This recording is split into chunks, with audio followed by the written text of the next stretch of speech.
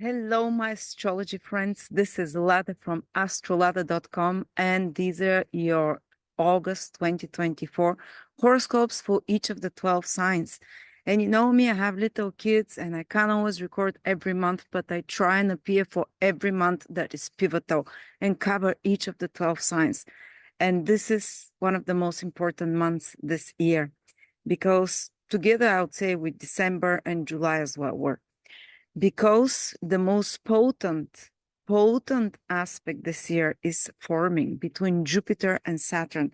They will be in square on August the 19th, which means the whole August is under this influence.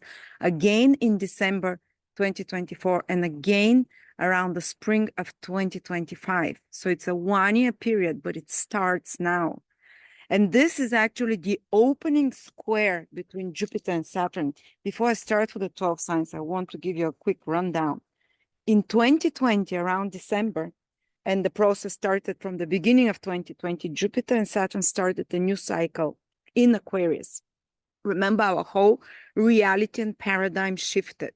The Great Reset, COVID, people's belief changed. So many things in our personal and external lives change because when Jupiter and Saturn meet together every 20 years, is a big change and a reconstruction of the external reality, but especially our internal belief systems. And maybe you finished something in your life then, a job, a career, a way of thinking, of believing, a relationship, but you started building a new belief system in yourself, a new way of being that will take 20 years to fully, or at least the first, 10 years to see it manifest in power. And now is the first major aspect between Jupiter and Saturn after their conjunction.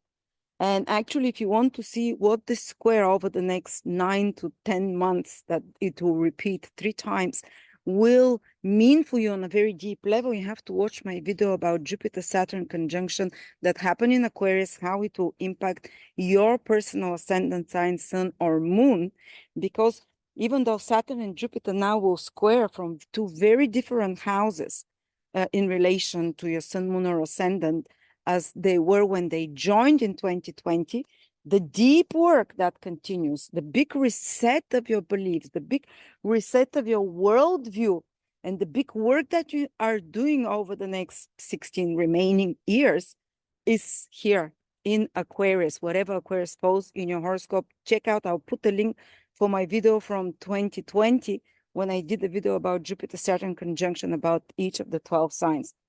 And now there will be, and Pluto is exactly on the degree this almost whole summer where Jupiter and Saturn met. So it's really transforming our belief systems, continues.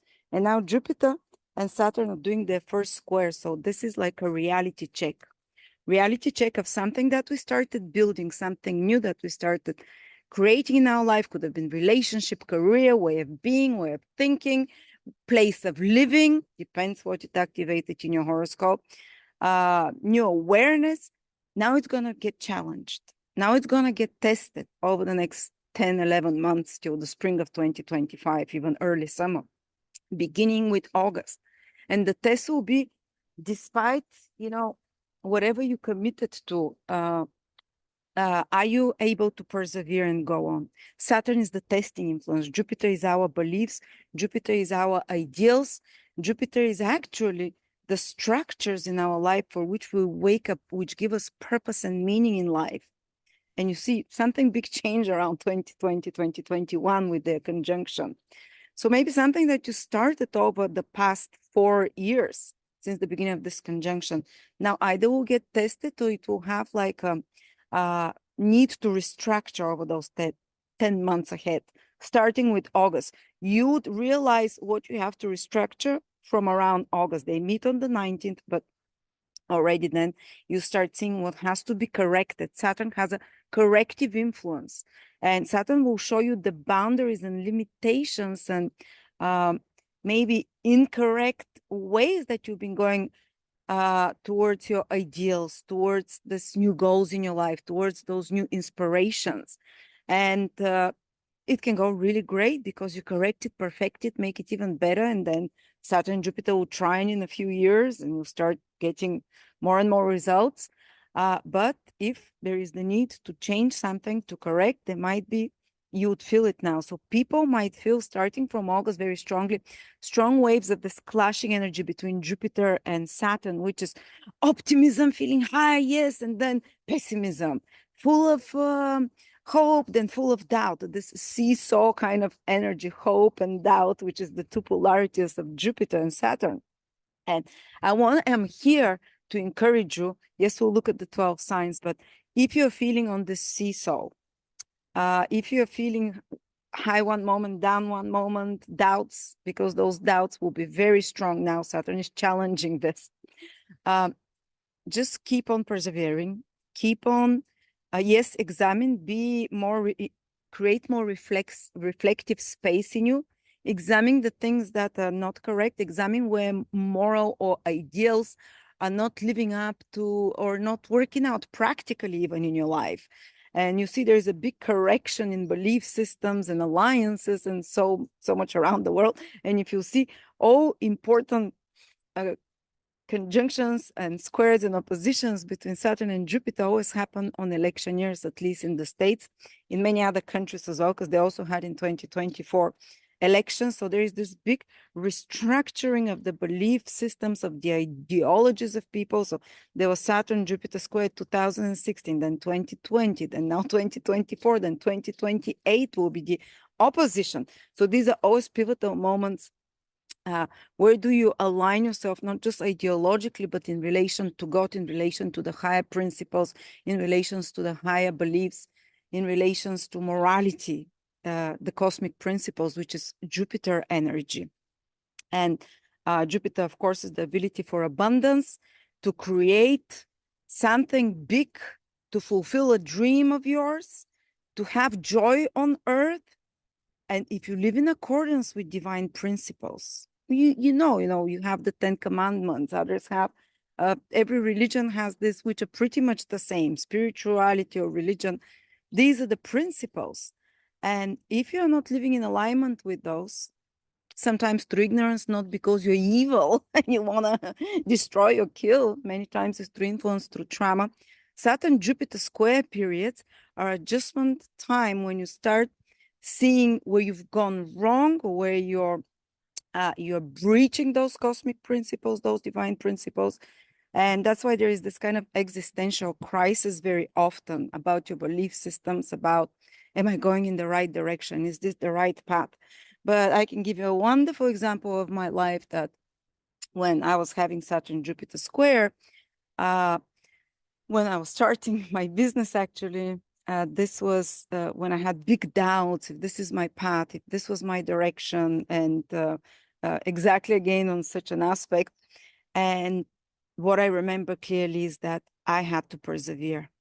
And I persevered, and the results were fantastic. So this is my message to you. If you're spiritually aligned, yes, correct some things, perfect them, align themselves to high spiritual truths. Even restricted some, but it's almost like God gives you a mission. Jupiter is the divine mission everyone has, the dharma we have to do. And occasionally we have to be tested. If you're on the right path, if we're doing it right, or to be tested, are you worthy of this mission? And that's exactly what Saturn square Jupiter is doing now. So enough of my introduction. I hope it made sense to you. Again, put on your high moral, spiritual, and humane hat, and this square can be the most manifesting for you, because the square in ancient astrology is the aspect of the cross, the square of manifestation. So some of the most powerful and successful material manifestations and results happen on hard aspects between Saturn and Jupiter, but not without a test, not without either being tested if you will persevere, having to do a lot of much hard work, and the results can be delayed, but the results can be fantastic. Or you can get disheartened and give up, or, this is the other side of the coin. But I'm here to tell you, if you're strong in your spiritual or ideals or goals or dream for wealth even, which is Jupiter, or the mission that you have from God, despite of the tests and delays, they're there to correct it, to align you to a more pragmatic way of achieving it. Or Jupiter also is to be committed to a path in life, which can be in Vedic astrology is marriage as well. Maybe there might be a test for some of you in that area. I committed in the ashram of service of, you know, of this ideal of marriage or this ideal of your business or whatever it is. This path you've taken, yes, there will be correction. Yes, there will be a testing, but the final results can be even more solid, more realistic, and more practical and longer lasting. So now let's start with the 12 signs. Aries, Sun, Moon, and Rising, August. The month around the 4th of August starts with a new moon renewal. The Sun and Moon join together in your 5th house. Very supportive energy for you, Aries. You'd feel like you're rising up on the stage. The 5th house is the house of the stage, of self-expression.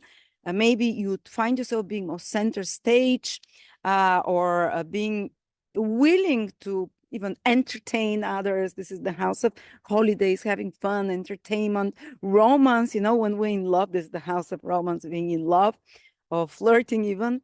We're much more entertaining, self-expressive. We're willing to do creative stuff and put ourselves out there. So even if it doesn't necessarily mean that all Aries, Sun, Moon, or Rising will have a new romantic interest or renewal of their romantic love, it means that this force of life, which is the 5th house, will be renewed.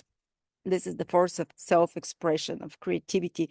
New creative ideas can come to you. And this new moon is extremely positive because it only has 2 aspects, sextile, supportive, from Jupiter and Mars. There might be even new creative ideas of ventures, investment ventures, which is the 5th house.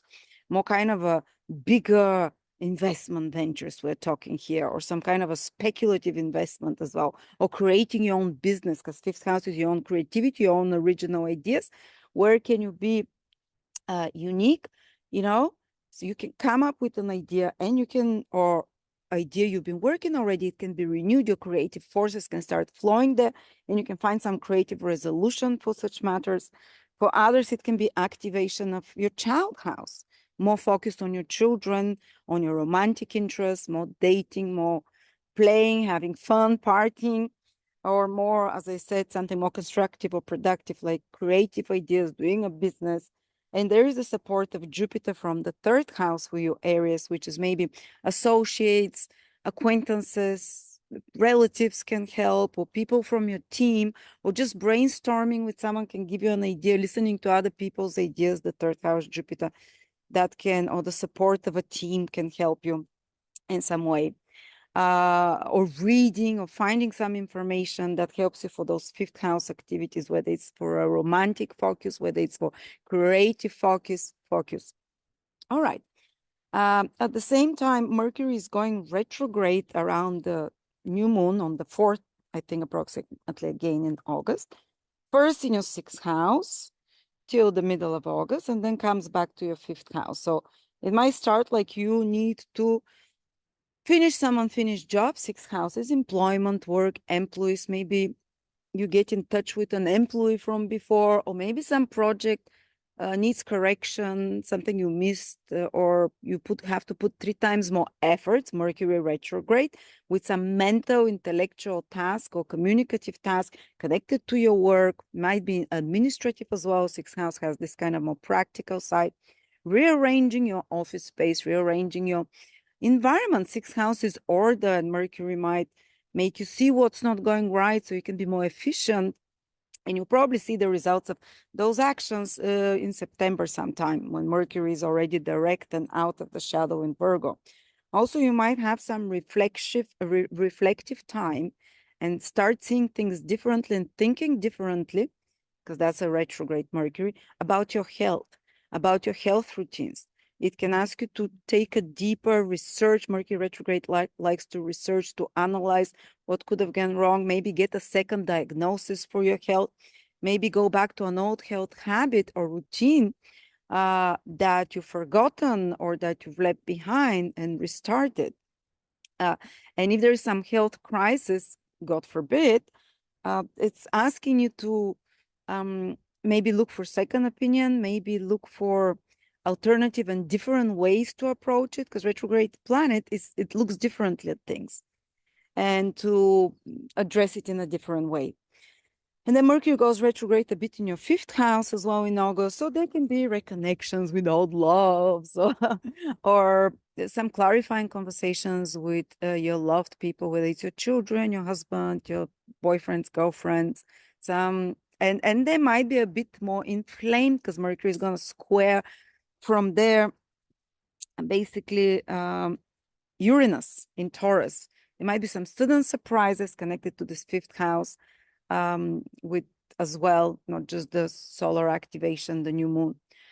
That's a bit later into the month, though, you know, after the 20, 17th, 18th, 15th onwards.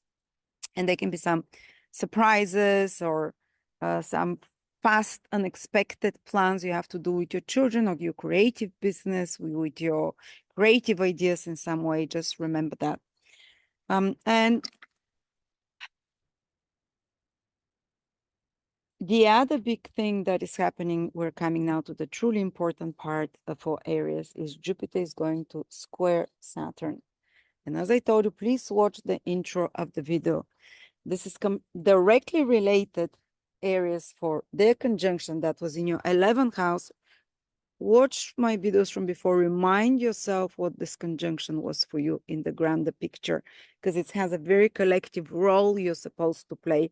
How your belief systems about 11th house is society, the world, your role in it, and your role in, you know, is really changing. And also about your ability to gain, gainfulness is the 11th house as well.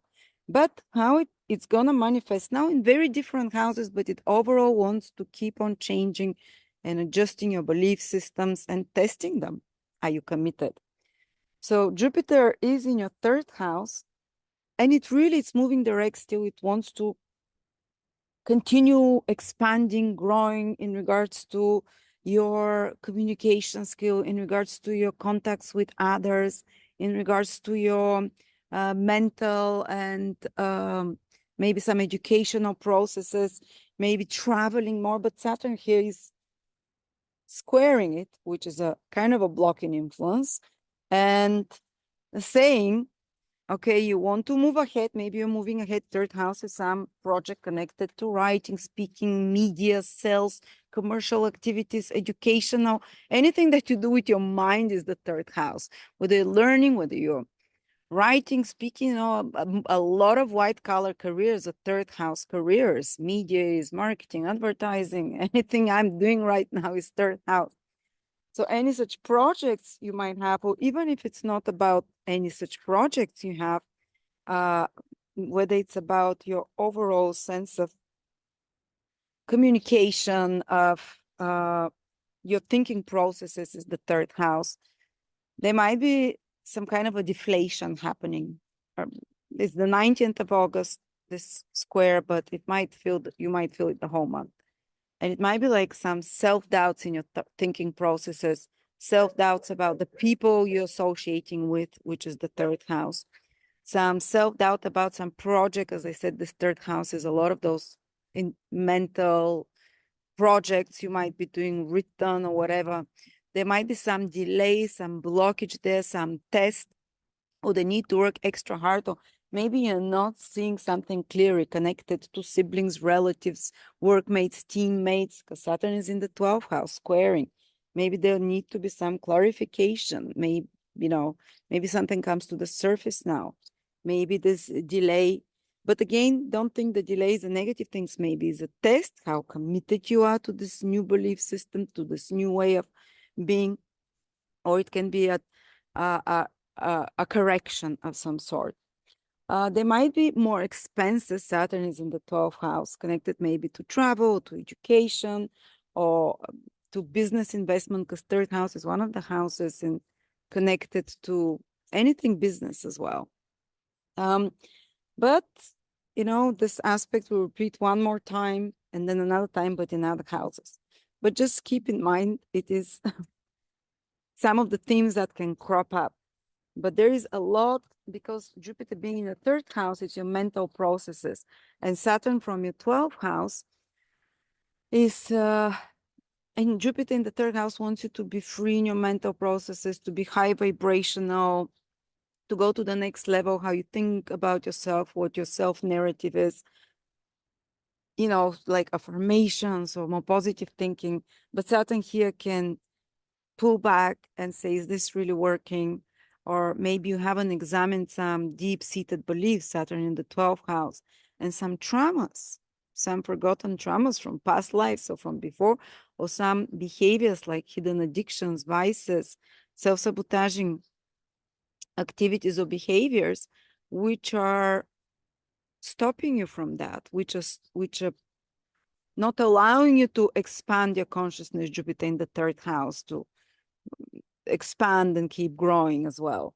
But there's also this reflective period about how words and communication, Jupiter in the third house, affects and impacts your deep-seated beliefs, Saturn in the 12th house, or how your weaknesses, Saturn in the 12th house, are still blocking you from growing your vision, Jupiter, growing your ideal, Jupiter. And there will be some actions, pivotal, possibly life-changing over the next month, 10 months in particular, which you can take to work on this issue and to eventually upgrade your Jupiter, your belief system, your sense of freedom, your sense of meaning and what you're here for, and your goals, of course.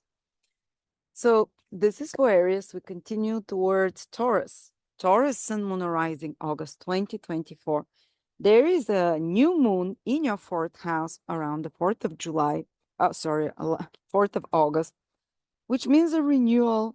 Sun and moon, female, male energy joining together to create a new impulse connected to your more private life, connected to family, maybe some new circumstances which seem to be positive, quite positive, because this new moon has a sextile to Jupiter.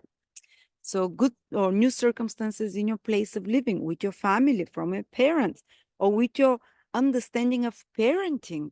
Maybe you apply a new approach to your children, but that's help you grow and have better relationship, or maybe with your parents. Or fourth house can also be more tangible, like land, property, real estate, anything to do in your garden as well. There can be some renewal, something new happening there, and it is for good. Just remember that it is for good because this new moon is quite positive. This is also emotional renewal, because this is the house of how you feel within yourself, connection to your roots, to your ancestors. Some deeper understanding can happen over the next 1 month, because it's not just this new moon, it's on the 4th, that's it, one day. It's a whole cycle of a whole month where you kind of deeper understanding and ability to grow there in some ways. Mercury also goes retrograde at the same time with the new moon. Like it does 4 times per year, 3. First, it's retrograde in your 5th house. Maybe a lost, long unheard from love can connect with you. 5th house is also schoolmates from, from high school might connect with you. Mercury retrograde there. Or you might have some clarifying conversations with your loved ones, your children, your romantic partners, your girlfriend, boyfriend. And sometimes it might be difficult, but some unsaid things have to be said. Some things that was swept under the carpet might come to the surface, might need to be rethought, retalked. Also, these are your creative projects that Mercury retrograde, they might ask you to rethink maybe how you're presenting your website. This is a creative thinking again. If it's your own business, it's your own baby, the 5th house, you might have to correct something. I remember when Mercury went retrograde in my 5th house years ago, all my website, I got like a few complaints that my website is very hard to use, and I've had it for 5-6 years now. I was like, okay, time to change the website. And it started a 1-year process till I managed to change it. It's not an overnight thing, but you'll have a lot more clarity how you want to change something that is your own baby, your own creative idea, your own project, how to edit it, to refine it, and what it needs to be done from this August, basically. There might be some clarifying conversations, as I said, with loved ones. And then Mercury goes retrograde into your 4th house, again activating this area of home, of property. But that's more towards the end of the month. and Mercury will stay there. So there might be the need for important conversations with family as well, to redo something with real estate as well, to change, to fix something there, to rearrange even furniture sometimes, or to rethink place of living. You know, you see this theme comes up again. Or you might reunite with family you haven't seen. Extended family might be relatives or parents, or go back to visit your place of origin if you haven't been there, or read more about history and folk traditions, something that connects you to your roots, or discover some secrets about your family, discover and have conversations with your parents, clarifying or such, or with extended family about topics like that. And don't worry, Mercury turns direct on the 24th of August. So all matters related to home and real estate or property or personal emotions that, because there are also new things there with the new moon, they would, if something was not clear or was not according to your expectations, so was kind of more explosive, because Mercury squares Uranus, especially if you're Taurus in the last 5 degrees, so from 25 to 30, you'll feel this Mercury retrograde more strongly. There can be some sudden surprises. You have certain plans and Uranus there, out of the blue, you have to change them. Maybe you want to change them, but something is unexpected, as I said, and schedules and plans are a bit in the air.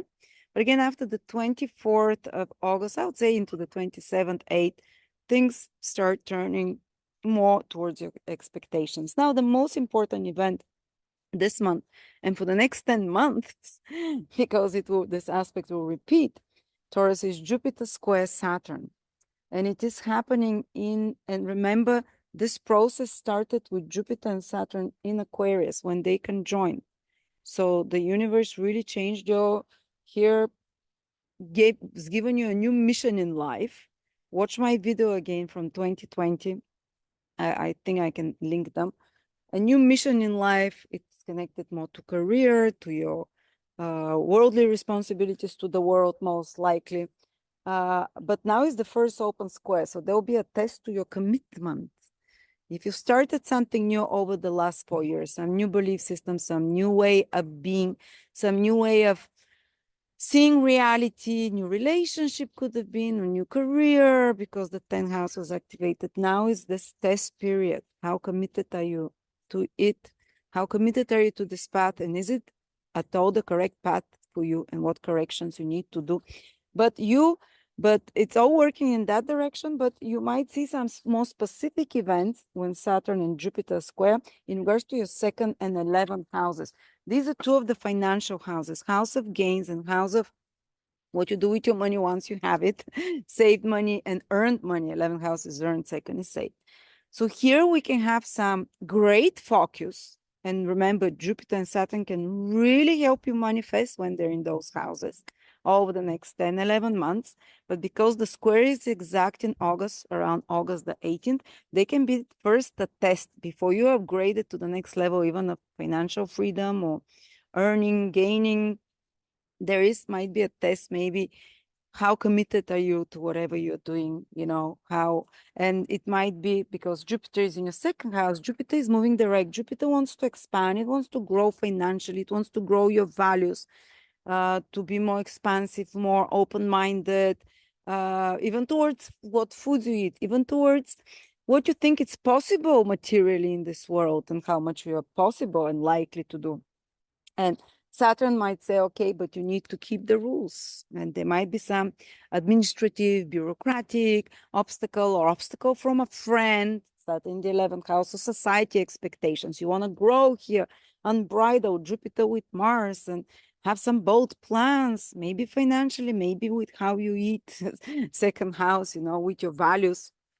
But Saturn says, first do a reality check here, follow rules, regulations. How practical are those expansions? Have you done also your duty to society, Saturn in the 11th house? Or maybe society and those in your social environment, 11th house, might be like, make you doubt if you're capable of that path that you've committed on.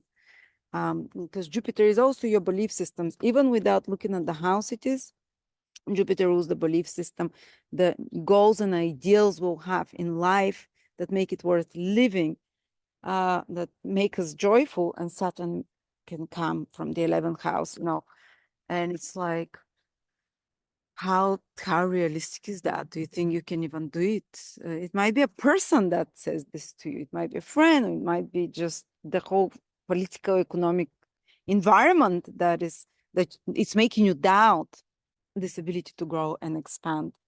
So yes, there might be some financial dilemma or lack of confidence, or this kind of oh, I can grow a lot, but no, it's not possible. This battle within you. Again, take heart, believe in yourself. If you see, and Saturn is about correct something. And yeah, Saturn can be also wise counsel and advice, which shows you, you're a bit unrealistic here. Maybe tone it down a bit, maybe look for more practical ways to fulfill those second house Jupiterian goals, which are more, the second house is again about more your worldly situation, resources, finances, material realization, and so on. So yeah, this is pretty much how I see it for Taurus. Then we go to Gemini. Gemini, Sun, Moon, Rising, August 2024. Gemini, the month starts with the new moon in your third house. On the 4th of August, you'll see already this whole month much more increased communications, connections with others, renewal of some contacts with others. Maybe some new ideas can come to you, or maybe some new information, a lacking piece of information. Third house is information of papers or documents that you need. And this new moon makes sextile to Jupiter. It's the only aspect it makes, and to Mars in your sign. So with your own personal efforts and energy, in your very fast mind and your own insight and efforts, an idea can come to you, or some new project. Third house is connected to business projects or writing projects, or work projects as well, where you have to especially to use your mental skills or hand skills or your intellectual capabilities, or work in a group environment with others.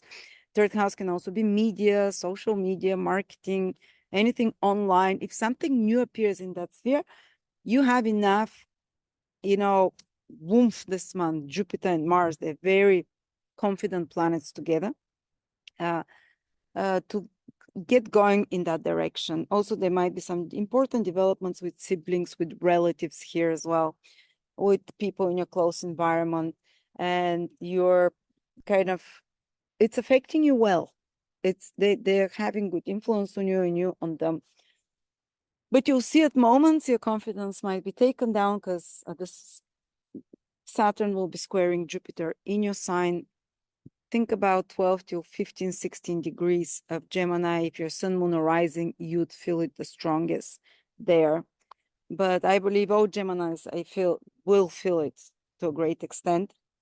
But before I get to the Jupiter-Saturn square, at the same time that the new moon happens in your third house, which can instigate a travel, a new acquaintance as well, new information coming to you, anything to do with papers, with documents that you might be focused, or written or spoken project.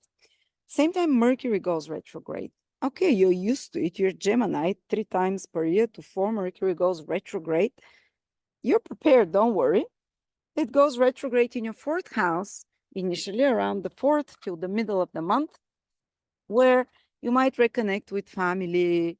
You might have to have a clarifying conversations about some situations with the family. Where should we live? Or you start maybe have to fix something in the family to correct, or the home, or in your garden, or maybe some project connected to real estate, to property, might be either delayed or need to be corrected, need to be a bit fixed, need to put extra efforts in it. Then Mercury continues and moves into Leo, into your 3rd house, where the new moon happens 10 days before that, approximately.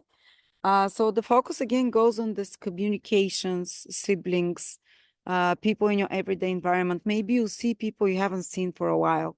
Might be old workmates, schoolmates, might be some friends or relatives or siblings that you get in touch with, or maybe you find out something that you didn't know about. And it might be quite surprising because Mercury is going to get squared in your third house by Uranus while it's retrograde. So especially the second part of the month, it has and Uranus is here from your 12th house. Some hidden information can suddenly come out to the surface, and it might even regard your family or close people, because third, fourth house is family, third house is kind of people in your everyday environment.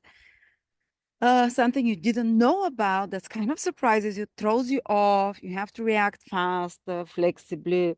But even if it's not connected to someone else, it's just Uranus in the 12th house, and Mercury, it's you and your schedules and your plans, and Uranus squares it, and you have plans to do something, something unexpected that you didn't see, Uranus in the 12th house, that you didn't expect, Uranus, out of the, behind you. It's like, puts all your schedules, especially the second part of the month, a bit up in the air, surprises, the need to adjust, or the need to adjust certain mental projects you're working or work projects. Third house, again, as I said, can be anything where you use your intelligence, communication skills, and so on.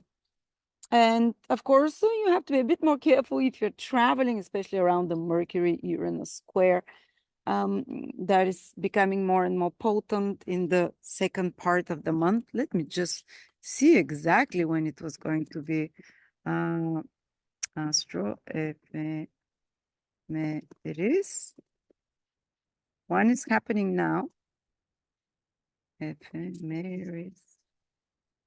August 2024. Okay.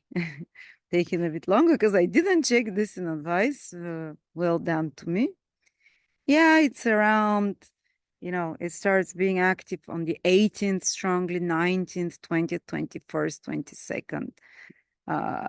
But then first part of September as well, because it starts turning direct within 3-4 degrees of Uranus. So the whole time is volatile, not in an exciting way, though. It can mean suddenly meeting people, exciting, and also some communications and negotiations starting to turn around when Mercury starts turning direct around the 29th with unexpected results again.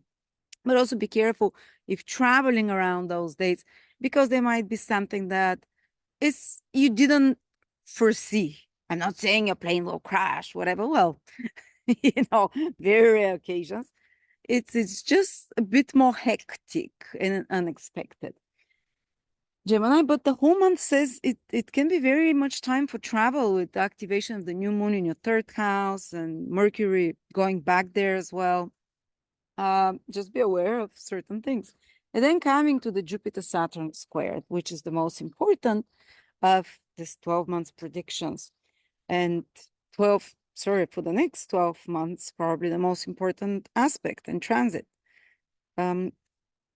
Jupiter and Saturn started a new mission for you in life, a new belief system, a new paradigm of reality that will take about 20 years to unfold and after that disappear in 2020 when it starts for the whole world. Happen in your ninth house. So this is definitely connected to your belief systems, how you view the world. And you have some mission there, some personal or collective mission as a teacher, as a speaker of truth in some way. But you kind of committed to something new in your life in the last 4 years with the start of this conjunction. It might be an educational direction with this ninth house, or it might have been, depending on your ascendant or moon or sun, something else, like a new relationship that you committed to, a new career, new job, new path in life. Now is this time to reality check and how committed you are.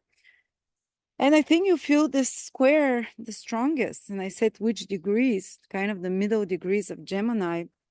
I feel it the strongest, but it's, as I said, it has incredible potential to manifest the Saturn square Jupiter. In Vedic astrology, the square between Saturn and Jupiter is considered to give material manifestation, but with delay. And there's something you committed on your path that you personally might start doubting now. Am I good enough? Because Jupiter is in your first house. Am I good enough for this? Or am I good looking enough or smart enough for this? Well, you're smart, you're Gemini. Am I up to this work? Because Jupiter is supposed to give you a lot of confidence in the first house, in alignment with your mission and beliefs, but Saturn from the 10th house, maybe an authority figure is criticizing. Maybe some institution is putting brakes on your initiatives. First house is your initiatives, and you have so much fire for it now. Jupiter, Mars, these are fiery planets full of excitement, of spring energy. And you're like, I want to move ahead. I want to expand. I want to grow. I have this big vision. I'm working on this plan, or I'm working on this goal, or I want to relocate something, or it's my dream, or whatever you're. And it's so close. But Saturn puts a break now, and then another time towards December 2024, and says, wait, before you move ahead, we need to do some reality check. First of all, how committed you are to that. God never gives anything like that. You need, okay, sometimes when the planets align, yeah, but there are always periods of tests, and this is a period of tests. And I'll tell you, if you really believe in the thing that you're doing, whatever course of action it is, but you're personally aligned with it because Jupiter is in your first house, you're very committed and into it. And if there is some delay now, some blockage, someone, Saturn, from the 10th house, either the political conditions or some bureaucratic tape, red tape, or it's just the harsh reality of how the practical things you have to do to get there. If this steps stop puts like a damper on you, don't worry, it's there, so you can work it out, correct, make it more realistic. And I think that by next spring, when Jupiter is still in your first house, you're going to be so grateful for the efforts and the correction that you did, because you might have some of the most powerful positive manifestation with Jupiter square Saturn after you do the hard work, of course. But those middle days of the month, those middle parts of the month can be extremely sorry, I just heard my son talking something. And when Saturn is square both Jupiter and Mars, just be a bit more cautious. Also, tensions being provoked, especially by authority figures. So your own authority being down on yourself and is like, or demanding a lot on you. But it's just remember and recognize it. And there might be some clash there, some tension, but recognize it that this is part of the process. So Gemini, the universe is kind of saying to you, maybe you need some internal more discipline to achieve your goals, or it might be sent to you as an external break to reconsider your approach. And maybe you might need to reconstruct, something about your business or career, and some testing there or restructuring, which can give eventually great results. Now, Cancer, Sun, Moon, or Rising. The month begins with Sun conjunct Moon, new beginnings, which happen every month anyway, in your second house. And it's a very positive new moon because it just has one sextile aspect to Jupiter. So there can be a new idea that comes to you regarding your safety, security, second house, especially materially, we're talking financial new idea or new opportunity, even to invest in something, to buy something that you consider valuable as well, to invest in yourself, second houses as well. Maybe some new values and new tastes are emerging or are being rekindled again with newfound passion in that direction. Maybe a newfound interest in your immediate material environment. Is it the food? Is it the what you wear, how you dress, what you eat, what kind of music you like? There is this renewal of new energy coming there. Maybe a new song that sparks you up. It might be something as simple as that. But overall, if a new financial opportunities appear, you'd have the confidence, Jupiter, to do it. And I think the support as well in that direction. But at the same time, Mercury goes retrograde. And at the same time, on the 4th of August, I think exactly, in your third house. But then comes back to the second house, but that's later in the month. But for many cancers, this still impacts their second house because Mercury is looking back. So yes, something new can appear financially, but it's maybe or a renewed impulse because Mercury retrograde says that maybe something that you've thought of before, but you left it behind. You left that idea or that project that can create more financial security for you, or that can change your aesthetic and values and what you consider attractive and so on. And now you need to re-examine it, bring it back, maybe bring it life again, try it again from a different angle in a different way. But at the same time, Mercury retrograde there in your second house, third as well, but mostly in your second house, is asking you not to be too rushed because Mercury is making square to Uranus. At that's towards, as far as I remember, the square is around the from the 17th, 18th, 19th, 20th for some time, those days till 23rd. So around this time, don't be too reckless with finances. And try, if possible, to get a second opinion, because Mercury is retrograde, to see it from another perspective as well. And Uranus is to act very quickly. But Uranus is making hard aspect to Mercury in your second house this month. So yes, there might be some expense that appears. And the sun in the second house is also about spending more.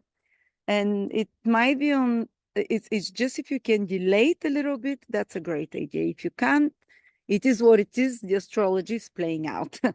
And there might be something connected even to a trip that you couldn't do because Mercury is retrograde also in your third house that you might have to do now, or to revisit a place that you've been to. Also, second house is not just money. Second house is considered to be family in ancient astrology.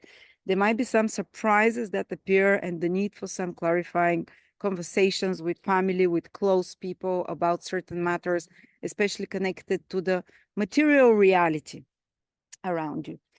But yeah, this Mercury retrograde is a bit in your third house, mostly in your second house. Oh, I lost it. Which reminds me, be careful not to lose suddenly objects and valuables around that time.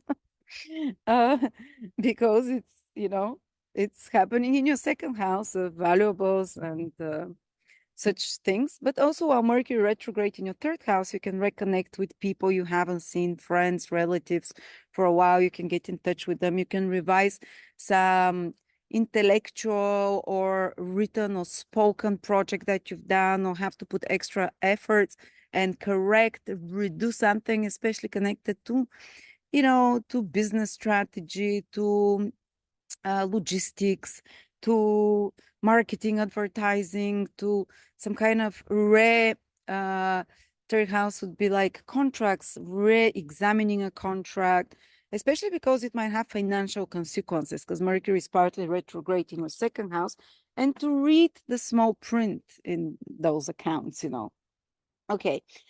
And then the really big event this month, Gemini, Cancers, is Jupiter is square Saturn.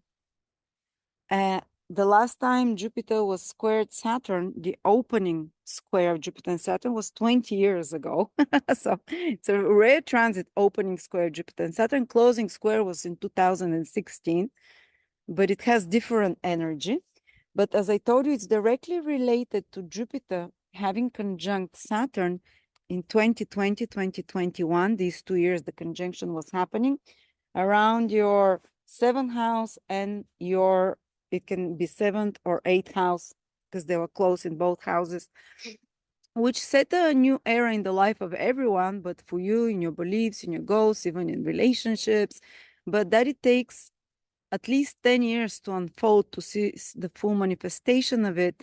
And 20 years is how long it's this mission, this new goal and purpose will last. So something you started in the last 4 years, since the beginning of Jupiter Saturn conjunction in your 8th and 7th house, which now will be having a correction, a test of your beliefs, a test of this new beginning, or this commitment. If you're committed to a relationship, to partnership, if you're committed to, are you committed to stay there? Are you committed to, or some other goal? It doesn't have to be just this 6th, 7th, or 8th house, because your ascendant might be different, or your moon sign might be different. So it might be very different areas of life. So something that you started, it requires the test of faith now. And Jupiter and Saturn in particular are in your 9th house, Saturn, and Jupiter is in your 12th house. So these are very faith and belief centered houses. It truly is, this test might be more on the psychic level, on this battle between I don't believe it's possible and I have faith miracles can happen. Jupiter in the 12th house. The invisible world is behind me, is helping me, and Saturn in the 9th house, but God is watching over for any wrong step, or this almost more like you have some goal and something you want to do, and you might feel like you're being stopped now, or that you're being blocked in that direction. And Jupiter wants to grow, to expand. And Jupiter is in your 12th house. Your consciousness wants to get to the next level. You might, on a more material level, it might be that you want to relocate to a different place. And 12th house is about endings, to end the big chapter of your life. Or to research and study something, Jupiter in the 12th house, to break through into unknown lands, 12th house. And Jupiter says, oh, wait, there is some bureaucratic things here that you have to do, say, if you want to relocate to a new place or foreign place. Jupiter in the 12th, Saturn is like, oh, but visas, documents, papers, now you have 10 months to work on that. It's this transit, this aspect is just starting, and it's about 9-10 months, and it peaks again in December. So there might be the need to work on something like that, or there might be, if you're spiritually inclined, Jupiter in the 12th house really wants to break through into another level of awareness, of consciousness, of unity experience, or something more mystical, deeper understanding. And Saturn says here, but you need to keep the laws, the 10 commandments, or the laws. Or there is spiritual laws and there is human laws, Saturn, which need to be kept. And there might be this play between confidence and lack of confidence, doubt and confidence. Don't succumb to this. I mean, it's normal. When I had Saturn Square Jupiter every day, I would like, one day I'm like, I can do it, the other day, no, I give up, I can't. You push through that, you correct, you do harder work, and the final result can be great as well. Or if you're doing some deep investigation or studies here, and you might feel like the process is slowed down, or it might be connected to these are more psychological houses, the 9th and the 12th, about your beliefs, as we said, but on a material level, it can be connected to foreign countries, to studies, to higher knowledge of any sort, to relocations as well, but a lot to do with your mental state. Don't forget, you have a lot of support from the invisible world with Jupiter in the 12th house. And actually, that can be a great time because Jupiter next year will move into Cancer, bringing you brand new beginning and really, really empowering you to feel like the butterfly that can fly now, can stretch her wings without blockages. But initially, it might be like correction of your belief system, or also releasing. Saturn can ask you to work hard to release some self-sabotaging behaviors and vices. This is more spiritual and psychological work, as you can see. All right, the next is Leo, Sun, Moon, Rising, August 2024. Leo, the month begins with the new moon on the 4th of August in your sign. This is renewal of energy. You will come out of hibernation, let's say, and be able to feel more alive, more energetic. Even your health will become stronger and revitalized. It's when the sun comes back to its original position. If you're Leo sun, it's felt the most. But if you're Leo moon, your emotions will be revitalized, your emotional connection to others. If it's your ascendant, again, your motivation in life to begin new things, new ideas can come to you around the 4th and the next 2 weeks, because it's not just one day, the new moon. It's very potent the first 2 weeks, but it's a whole month duration. So if you come up with new ideas, write them down. They'll be good. They'll be good because this new moon is only sextile Jupiter and Mars. And those new ideas that you have, you can be held by friends or by society or by the right conditions in some way. And they can even be gainful for you down the line. To be honest, every time there is a new moon in my sign, my sun sign in particular, that's when, and my ascendant sign, that's when I come up with the best ideas ever, because this new energy I just downloaded. So watch out for that. And a lot of help, as I said. And especially if you're Leo, sun, moon, rising around the 12th degree, that's where the new moon is exactly happening. But give it 10 degrees before and after, from 2 degrees to 22 degrees, you'll feel it very potently. But after the 4th, I'll say on the 6th, you have the green light to start new beginnings. Even though Mercury is turning retrograde, I would advise you at the same time as the new moon, I would advise you the new ideas that come, write them down. Consider them because they're very auspicious. Sextile Jupiter, the best planet here. And Mercury turns retrograde at the same time as the new moon. In your second house, you might be reconsidering some matters about finances, resources, have clarifying conversations about security, such matters. Just, you might be something that you, possession or belonging to come back to you. But again, I advise you, don't be financially rush at least those first 10 days of August, because planet turning retrograde into your second house is not time to start something brand new financially.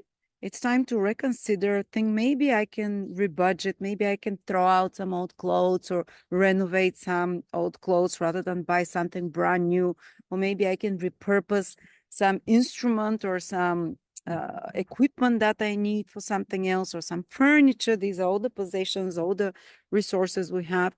And Mercury retrograde wants you to, there's something I'm not using that I might use now, or there's something I'm not seeing about finances and money, and I'm seeing it from a different perspective. It can even start the process of changing your tastes. This Mercury retrograde in the second house, your values, your taste, what you consider tasty, beautiful, attractive as music, to re-examine it, or going back to maybe fashion you used to wear in the 90s, or maybe food you used to eat before that you haven't come back to. It can be something very subtle like that, rather than big expenses. It's not necessarily that.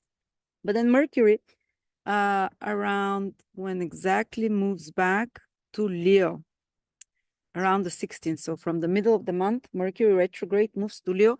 So if you're Leo in the last 10 degrees, so 20 to 30 degrees, you're going to feel this Mercury retrograde the strongest, because it's retrograde exactly there, and it's squaring Uranus from your 10th house. So there might be sudden news, surprises to you regarding career, or to some authority figures or institutions, Uranus there. Or it doesn't have to be that. It can be you make some plans, you're gonna do this, and then surprise, surprise, out of the blue, something else comes out. So you need to be flexible. That's what Mercury retrograde requires, to adopt an alternative view, how things can be done, to correct something. Might be some Mercury project as well. It might be connected to money, because Mercury rules your second house and valuables.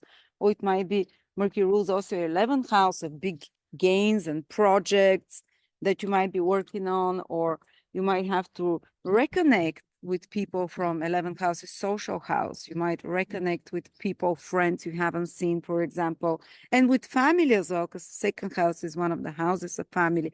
When Mercury is retrograde in your first house, wow, that's right, retrograde on my moon I hope it's just reconnecting with people from the past and picking up some project that you might have left, for example, a long-term goal project, 11th house, Mercury rules, or some friendships that you haven't seen for a bit. And that's exactly when I'm reconnected with a friend from London that wow, from a long time ago. But Uranus is square Mercury. I hope we don't end up doing something stupid or something retrograde. Who knows? But yeah, there might be some surprises like, oh, you have plans and out of the blue. That's after the 15, 16. You'll start seeing that towards the end of the month. But Mercury returns, or you might be required to correct just some mercurial project. It can be writing, speaking, media, communication, anything where you need communication with others, written form or spoken form or media in any way. Or skills of the hand. So correct it, edit it, put final touches to it, or renew it, or bring it back, give it a facelift, and release it again. You know, it can be great. Many times during Mercury retrograde periods over important planets, for me, I take an old project, give it a left facelift, change the words, and release it again, because, you know, a lot of people need it, but I have so much content. Anyway, so they can play in great ways, but again, be aware, Mercury retrograde in your second house, square Uranus on Algol, don't lose your head, don't kind of be too rash, be prepared for the unexpected. Yes, they can be also old things that come for you to revise, like relationships and so on, or like something that was unsaid and comes out and shocks you out on the surface now, comes out more explosive. But it's better out than in. It's better this way always.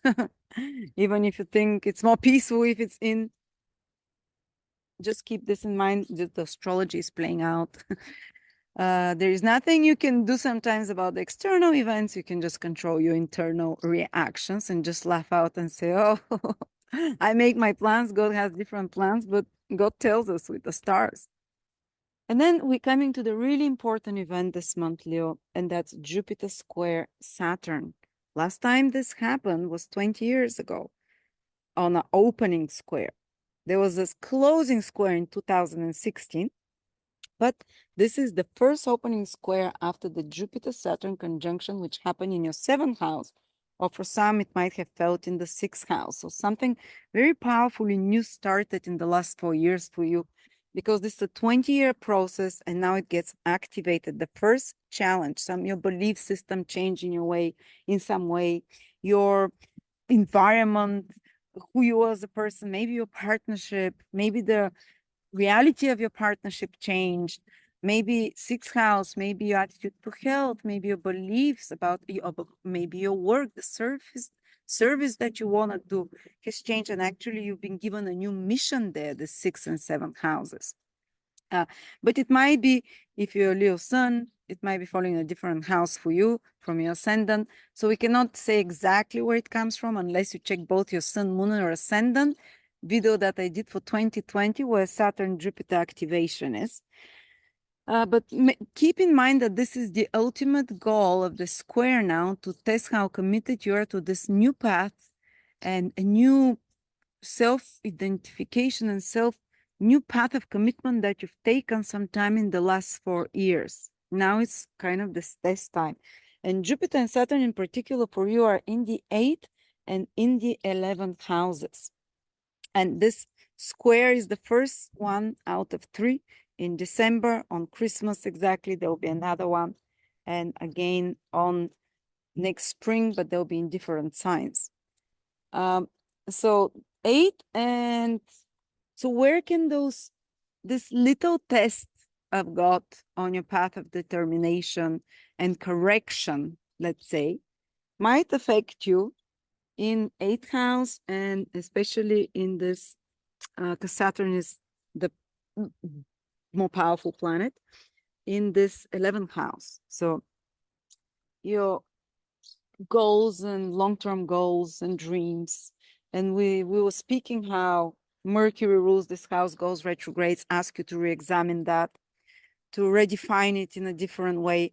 And Jupiter there, Jupiter is moving direct. It's with Mars, very fiery planet, and it really wants to, oh, I want to expand my gains, my popularity. I want to expand my reach to larger audiences. For example, if you're in any kind of such business, so more clients, the 11th house can be that. I want to expand my business, or I just want to go after, I have this new goal and dream, and or maybe long-standing goal and dream, big projects of some sort. But now it's like brakes. Saturn puts brakes. Why? And it's like, slow down before you get this breakthrough, before you get this big project or this goal and dream of yours in the 11th house. Maybe you need to examine, you haven't fully examined some of your inner demons, Saturn in the 8th house, some of your psychological traumas, some of your unresolved grieving. Maybe you're stuck in some obsessive, 8th house can be very obsessive, emotional pattern. And this is what's gonna block now the faster expansion of Jupiter. And maybe do a bit of work on the Saturn, more introspective, be a bit more introspective this August. And even though the sun is in your sign, also wants you to move, to shine, but there is this deeper work that's happening. And there might be, some financial blockage that is making your confidence wane a bit, because Jupiter is naturally very confident. And you really want to achieve big things now and dream big. But Saturn is like, okay, but you need to do also the practical side of things. That's another. Saturn in the 8th, we talked about it, how some of our childhood traumas or some of our inner critique, Saturn is the inner critique or authority figure that was always saying you, oh, you're good for that. You're not good for anything. And that's a psychological trauma. It might be that you're hearing this voice, even though you want to do something big, Jupiter in the 11th, and you want to move and expand, says, you're not good for anything. If you're hearing yourself speak like that, examine who was talking to you like that, and those traumas in the 8th house, maybe with a consultant, maybe with, I don't know, with an astrologer or someone, to be aware of that, to kind of separate your inner voice from this voice, and not to allow your faith to be too dampened. And I'm saying as if it's an easy thing, but when Saturn comes and hits Jupiter, it's very easy to lose faith. So this month you might be a bit on a yo-yo. Oh, I can't do it. Oh, wow, I can do it. No, I can't. So it, they can be this play within. It might be some financial circumstances, Saturn in the 8th house, especially if you're a couple, mutual finances in some way that is also playing into that. They can also be slowing down of expansion of business enterprise, because the 11th house is very business related, and the number of clients and followers or whatever you have. And the need for correction, that's another side of Saturn is, okay, you're given some mission that started sometime in the last 4 years, new ideals, new beliefs. Okay, you're moving in that direction, but are you doing the right practical things? Are you following the rules? Are you crossing the T's? Are you doing the structural side on it, the boring, mundane side as well? It's not just about having this big grand vision and the inspiration. It's about correcting. It's about doing the fine, more mundane work there as well. So these are some of the lessons you might be having over the next 7-8 months, and that's what you might be asked to work on. And don't get frustrated if you don't immediately get results. Again, the final results can be incredible. As I say, Saturn Square Jupiter in ancient astrology is a combination for big manifestation, big progress, but after initial struggle.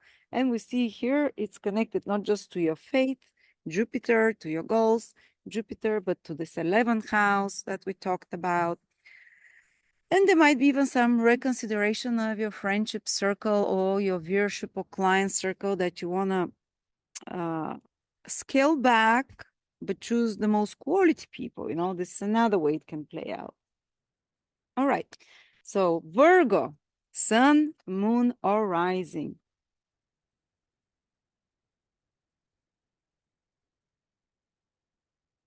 August 2024. The month begins with a new moon in your 12th house, Virgo. And it's a good new moon sextile Jupiter. So might be a good time to take a break. The first 2 weeks, the whole month, possibly even. Not, whole month on a holiday, but the whole month ahead is good time maybe to go somewhere. And especially because Mercury is going retrograde at the same time in your first house, maybe go back to a place that you've been to before or that you've planned to go for a while, but something got postponed, canceled, you couldn't. That can be better than brand new, totally brand new place. Or just with this 12th house energy, new moon, give yourself a break. You can take a rest sometimes. Enter more introspective mode, rest more, sleep more. If you can be on a beach more, any of those things can really help you now. It can also give you illumination and clarity about what you have to release and let go, and slowly do it over the course of the month. But Mercury goes retrograde in your first house, and especially the first 5-6 degrees born Virgos. Sun, Moon, or Ascendant in the first, okay, let's give it 10 degrees. Or they can feel this Mercury retrograde very strongly. And that's, you might be asked, maybe some project that's mercurial in nature, writing, speaking, media, business of any sort, communications, to revise it or to bring it back. Maybe you have a project that you can give a facelift to and bring it back.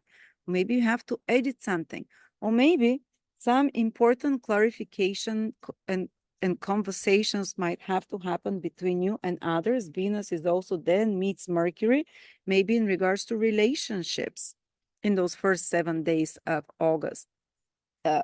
And maybe something that you didn't know about comes to the surface, or something that you've been holding back, you express it, hopefully to correct and improve an existing relationship in your life. It might be personal, or it might be more professional, but of course it can, or you can just hear from loved people. Venus is loved people, and you can hear from someone that you haven't heard in a while and reconnect with them. But you have Venus the whole month pretty much in your sign. Let me see if it moves out of it by the end of the month. Yeah, the whole month from the 6th till the end of the month, Venus is in your sign, Virgos. So no matter what is happening, Venus is protecting you there, even physically, even your physical body is protecting. It's wonderful to have a Venus in your sign, and it's making you more forgiving, more gentle, and it's bringing more pleasures in your life from good food, good music, maybe good company, or even some romantic experiences to some of you, more luxury, massage, such kind of experiences. Or if you're in any field that is Venusian, like working with women, working in the fashion industry, makeup, that can be a successful and even financially good time.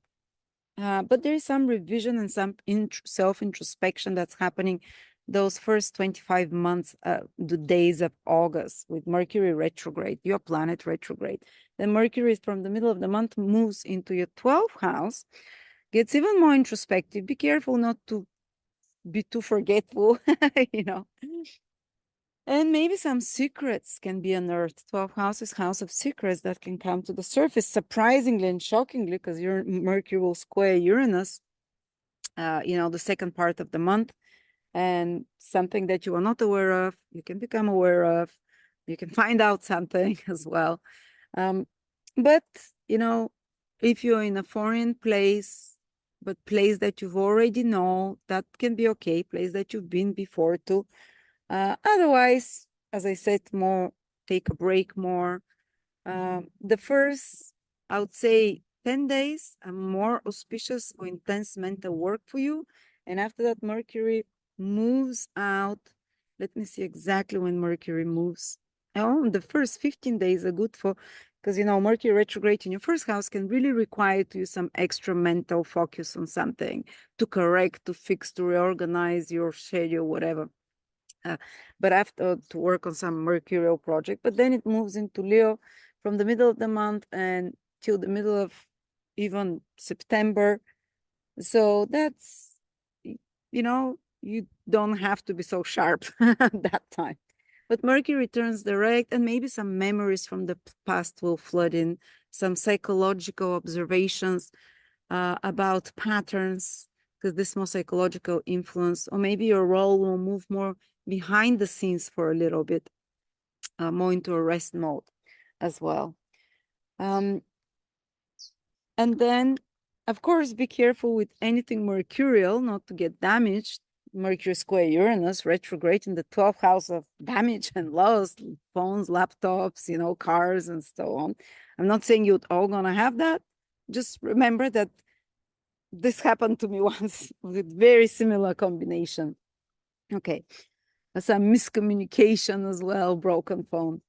But the big event this month, Virgo, is of course Mercury retrograde in your sign, that, and usually the final results are quite good, but you see the results in September when Mercury has moved out of the shadow. This Mercury retrograde, while it's frustrating at the beginning phases, while you have to readjust things, to think of different exit plan or different way to maneuver, after that you're like, if you do the hard work, that's turned out much better. Okay. But of course, clarifying conversations and relationships can be re-examined here as well with Mercury retrograde. But the big event is Jupiter square Saturn in your 10th and 7th houses. This is the first opening square of Jupiter Saturn. It's a 20-year process. It started here, I would say, in your 5th and 6th houses in 2020, 2021. Something really shifted in your reality, in your belief system, in your goals, because that's what Jupiter is, new cycle of Jupiter Saturn. Very likely for some of you it had to do either with children or romantic relationships or creative projects or business or work, 6th house, or health. All of those things, your belief systems, but it might be something else. But something started changing from 2020, 2021, like a new cycle, new phase in your life, new inspiration, new ideals. And now they might get tested. How committed are you to that? And the square might manifest more specifically on angles for you. Very important. 7th house, 10th house. So Jupiter wants to grow and expand now in your 10th house of career, maybe big goals, plans, or you're already there to be seen, or some project you're working on. But Saturn Square now on August the 19th and then December 24th, and the whole period Saturn and Jupiter close in aspect those 6-7 months ahead. So there'll be like reality check to your goals. In the 10th house there, Jupiter Saturn is saying, maybe someone will appear and say, are you sure you can do that? Someone from the 7th house, might be your partner, might be someone else, another person. And they're like, are you sure? Are you capable of that? And it's like, your wings are clipped. Keep up the faith, guys. If you truly convince in yourself that this thing you're working on, that this inspiration you have or goal that you have, which is all Jupiter energy, is the right one for you, and it's something that started in the last 4 years, sometime in the last 4 years, then this is just the devil testing you here. Like the universe wants to test how committed you are, and it sends you someone who will play this devil's advocate role for you.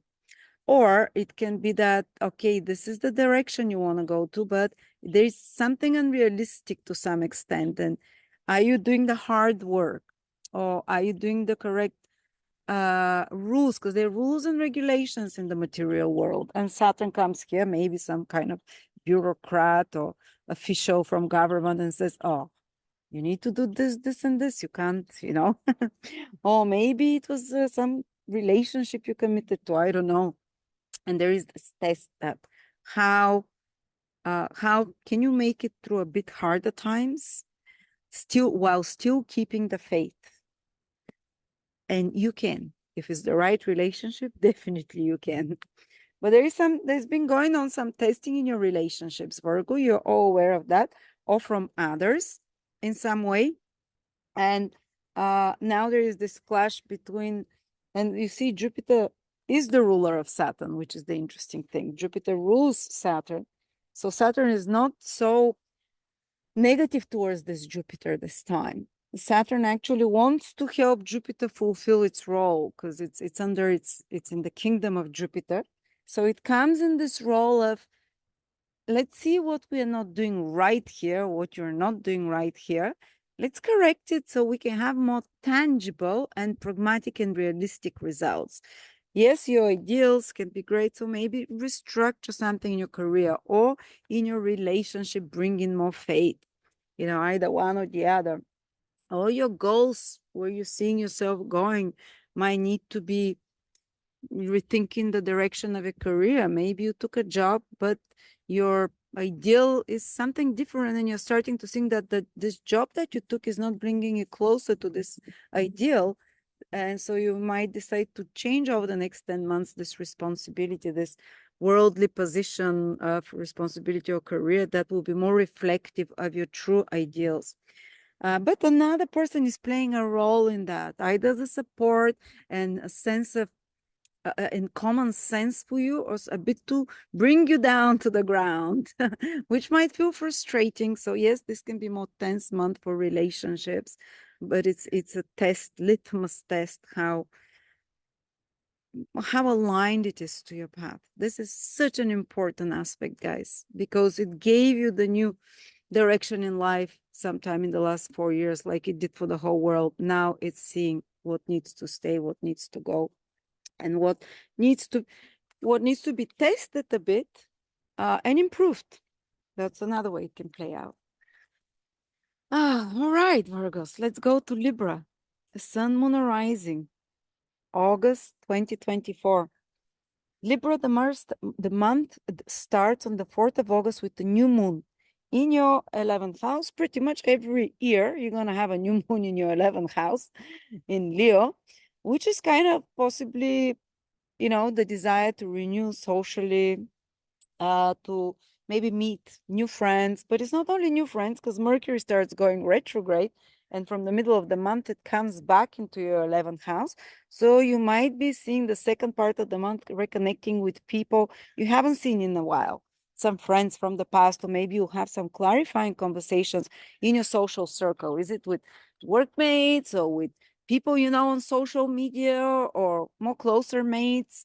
Someone from your social environment means other people, clarifying conversation about something. It might be about the project, or it might be about some long-term goal that you have.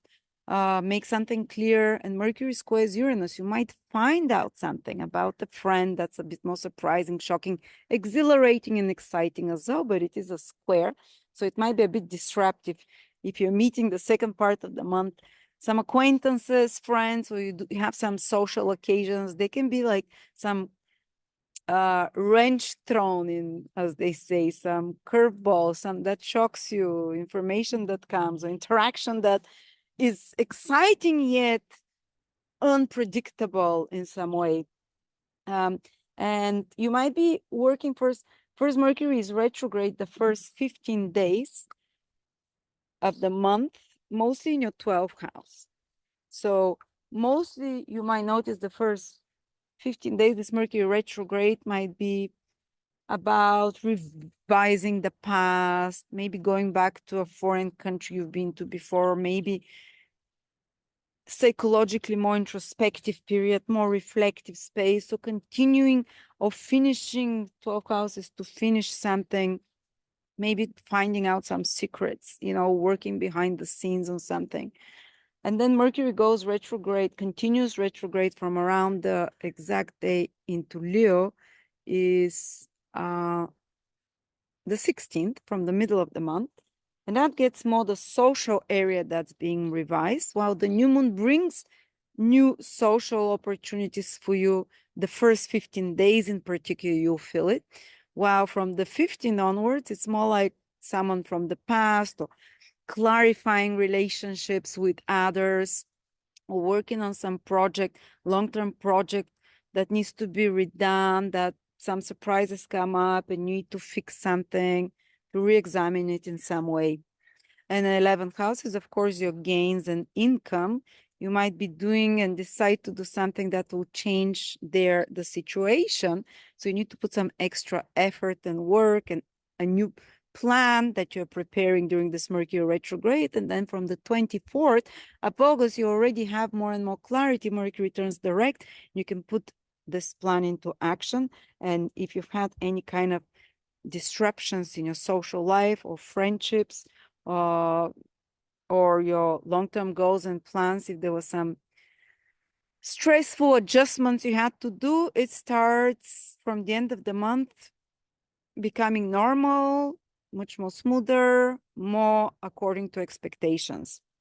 But the big event this month, Libra, is that Jupiter is square Mars, and especially towards the middle of the month, Jupiter is square Saturn, especially towards the middle of the month, Mars joins the square to Jupiter and Saturn. So this can get a bit more heated.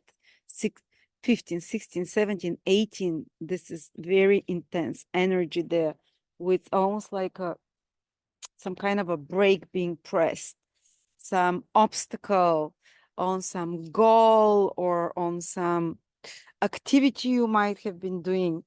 And it's actually this square between Jupiter and Saturn is the first one on the 19th of August. Then there is another one in the same signs on the 24th of December. And then there is a third one next spring, but in different signs. But it's like a reality check to a new path that was given in your life in the last 4 years, because Jupiter and Saturn joined in your 4th and 5th houses in 2020 and 2021. So you were given some new mission, either new beginning in your life, new ideal, new way of being through family, this 4th house, through your love life, or through some creative idea, through some new passion that you started developing. For my husband, that was definitely starting his own kind of business with stock markets, for example, around that time, and his whole belief system changing and being a new father and so on. But something shifted over the last 4 years for you, and it might not necessarily be from the place where Jupiter and Saturn met, the 4th and the 5th house, from Libra only. You might be feeling it more from your sun sign or from your moon sign, which will place it in a different house. But something new started that now will be tested. How committed are you to that? And it might get harder this August. Might be feeling it already from July. And it might get tested how committed you are to that, or if you're making some mistakes in that direction, you might need to make a corrective course, and Saturn will show you the reality, show you the limitations of those. And look, Jupiter is now in your 9th house. Where can it manifest? Well, 9th house, and Mars is there this month in August. Jupiter is moving direct. It wants to grow, to expand. Mars is firing it even more. It's blowing wind in the fire, as they say. So you kind of want to explore new horizons. Your belief systems are changing. You want to grow bigger. 9th house is the house of opportunities, is the house of freedom. You want to be free. You want to follow your dharma. But Saturn in the 6th house says, wait, you have responsibilities. 6th house is duties, responsibilities, mundane stuff. I don't know, is it having to take care of the kids or the family, or provide or work or clean the house, or take care of your health, because 6th house is how we maintain the health. And Saturn says, over the next 10 months, you need to take care of those things first. Don't forget about them. And then you can fly. This 9th house is fly and expand and grow. Or maybe Saturn says, maybe your belief system will be checked, like a bit 9th house is where Jupiter is, what you believe. And when you're really convinced in something you believe, no matter what's happening behind you or around you, you can't be taken down. But the moment you start doubting your vision and your beliefs in something, that's called existential crisis. So there's something some Libras might be more susceptible to. Jupiter in the 9th house of beliefs and Saturn squaring it. And You have this big vision for yourself or beliefs, or not about yourself, about the world, about some political party, some hero, some inspirational figure, the ninth house. And then your wings get clipped with Saturn from the ninth house with certain details or the morose realities of betrayal. Sixth house is connected to betrayal of trust sometimes, and it is connected to being some kind of advantage or just responsibilities. So there is this clash where this high ideal in you, Jupiter in the ninth house, and you feel ready to receive the abundance of the universe, to receive unconditionally, to feel like you're powerful now, to believe in yourself, and then Saturn, something happens or something internally that this doubt comes in you. Can I continue? Can I be successful? Or can I really overcome those material obstacles and blockages, or even something connected with my health? And I'm here to tell you, keep up the faith, especially if you really believe this is your direction and this mission. This is just a temporary corrective force to be tested how committed you are to this bigger ideal and goal or way of being or morality. And something might appear that makes you want to compromise that morality and those principles.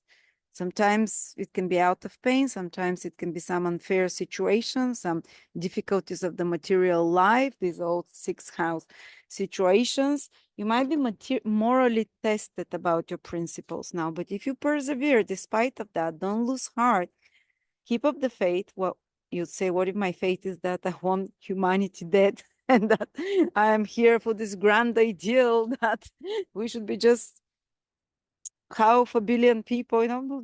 People have different ideals and different forces help them depending what your ideal is. But if you feel that it's truly something you're here for now over the next 15, 16 years at least while the cycle continues, you have to persevere, whether you're evil or no, whether your ideals are ridiculous or no. But there will be some hurdle there, as I said, and Saturn asks you to take care of them as well. And especially be particularly cautious about your health and take care of those responsibilities, because Saturn will take care of your Jupiter. Saturn is in a sign of Jupiter. Jupiter holds dominion over Saturn. So Saturn, whether he wants or no, will help Jupiter. So there might be, this ninth house is the law, legal system. Sixth house is court cases. If any of you in such a situation, this can be some kind of a pivotal moment or moment that is escalating, and there is this conundrum between the ultimate truth and the law and the process of criticism and fighting, because sixth house is house of fight and accusation as well. So yeah, or you might be accused about your belief systems, Libra. You're flying there on your high horse, you're seeing reality, you can start entering conflict with others, accusatory conflict about something you believe in. But again, it does not mean that you'll fail. And sixth house is your work, ninth house is your principles. There might be something going on there that you'll be tested, or you might want to expand the work, but you need to proceed more slowly, be aware of that. In August is very strong, in December, and in between the periods, it's adjustment, All right, Scorpio, sun, moon, or rising. Scorpio, the month starts with a new moon in your 10th house. So it's time to get some new idea. On the 4th of August, this happens, but the whole month after that, there might be like a new direction connected with career for you.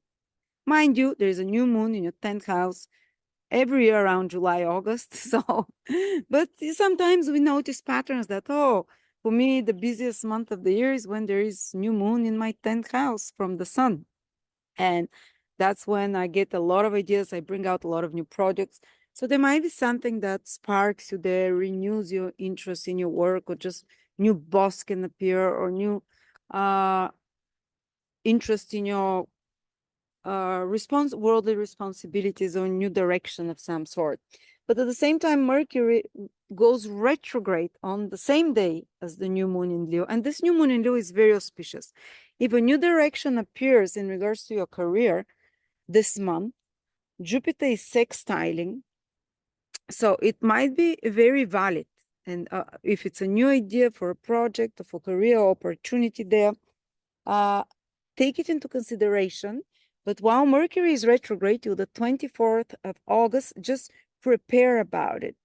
Look at it from different, just say if you have some new offer or if you have an idea, write it down, start thinking about it, start examining how it might work, how it will affect your income.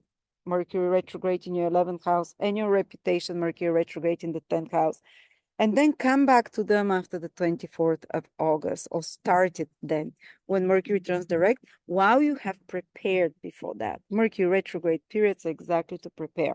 Also, Mercury retrograde, especially the first 15 days while in your 11th house, might reconnect you with friends from before, with people that you haven't been in touch with, or maybe might ask you to re-examine your income, your long-term goals to correct something. If you're working on some big project, for example, is 11th house, whether it's business, big project, or long-term goal or dream of yours, maybe you're coming back to one such project or goal, maybe you're correcting something there, fixing it, improving it, or seeing what doesn't work, and reconnecting with others, like-minded people from before that I've known.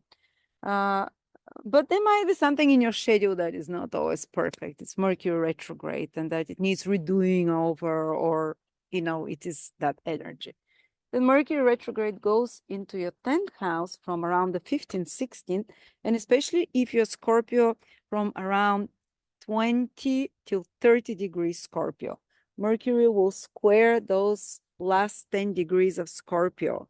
So if you're from 20 degrees Sun, Moon, or Ascendant, Scorpio till 30, now the second part of the month is when can become frustrating because of the square.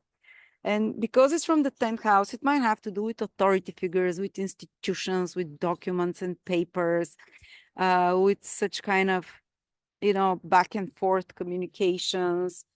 Or it might have to do with some project, career project or work project that's coming back to you to correct it, for you to put extra efforts there.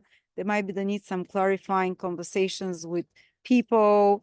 And it's not only authority people, because it's Mercury square to your sign. It might be in any kind of relationships that something comes to the surface, and Mercury is square also Uranus in those degrees, 26 degrees in your 7th house.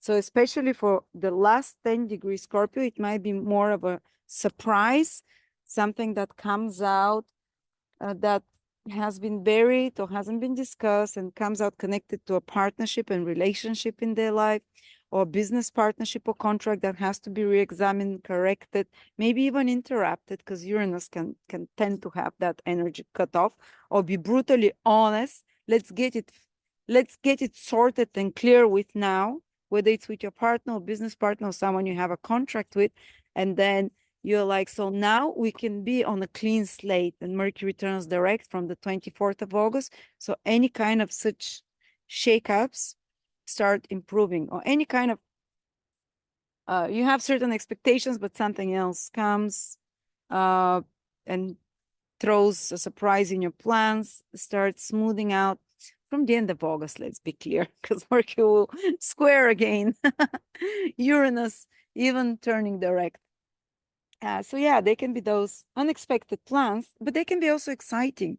You're having plans for work or whatever, and then someone appears, Uranus in the 7th house, and says, oh, let's go somewhere or do something. Or you're planning to do some contract, and Mercury is retrograde in your 10th house, says, wait, we need to redo it again, or maybe it's a no-go or something like that.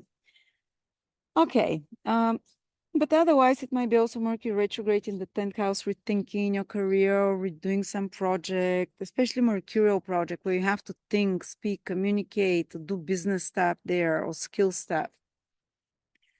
But that's not even the most important part of the month, Scorpio. The most important part of the month is Saturn Square Jupiter, which there was an opening Saturn Square Jupiter 20 years ago. The last Saturn Square Jupiter was closing one in 2016, and it was in very different houses for you than now. But it's kind of look back. Every time Saturn and Jupiter are in angular positions, a pivotal years for the world. 2016, 2020, 2024. This is when the whole reality fabric of reality gets reorganized. But the truly important one was 2020 because they were together here in your fourth house and third house, we can say. They started a new cycle for you where you're given a new mission in life, a new ideology, a new way of being, a new, for some might be career, for others became parents, for others it might be their whole belief systems shifted. But something happened in the last 4 years with the Jupiter-Saturn conjunction that now needs a bit of a correction, re-examining, and testing if you're committed to it or if you're committed to that path overall. And Saturn now is in your fifth house while Jupiter is in your eighth house. These are kind of more houses of values, let's say. And this, so Jupiter in your eighth house wants to expand, to grow, to go ahead. And Mars is there. Mars is you. It's pushing and maybe towards some goal, some ideal. But Saturn from your fifth house says, stop. Have you checked all the correct? Are you doing it, first of all, in a realistic way? So there can be some blockage from some bureaucratic direction, for example, or because of limitations of the educational or realizations of fifth house rules intelligence. You might feel, am I intelligent enough to do that? Am I intelligent enough to,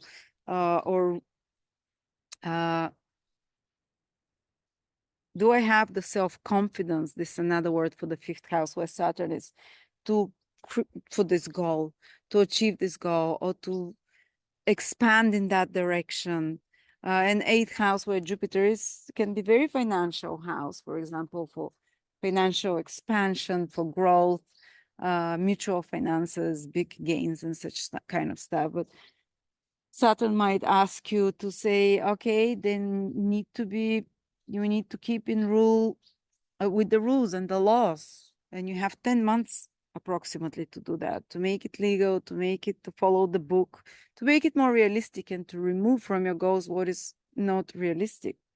Also, Jupiter in the eighth house with Mars wants to bond deeply on a deep emotional, physical level, wants to merge everything, whether it's your finances with another or your physical fluids and body or your souls.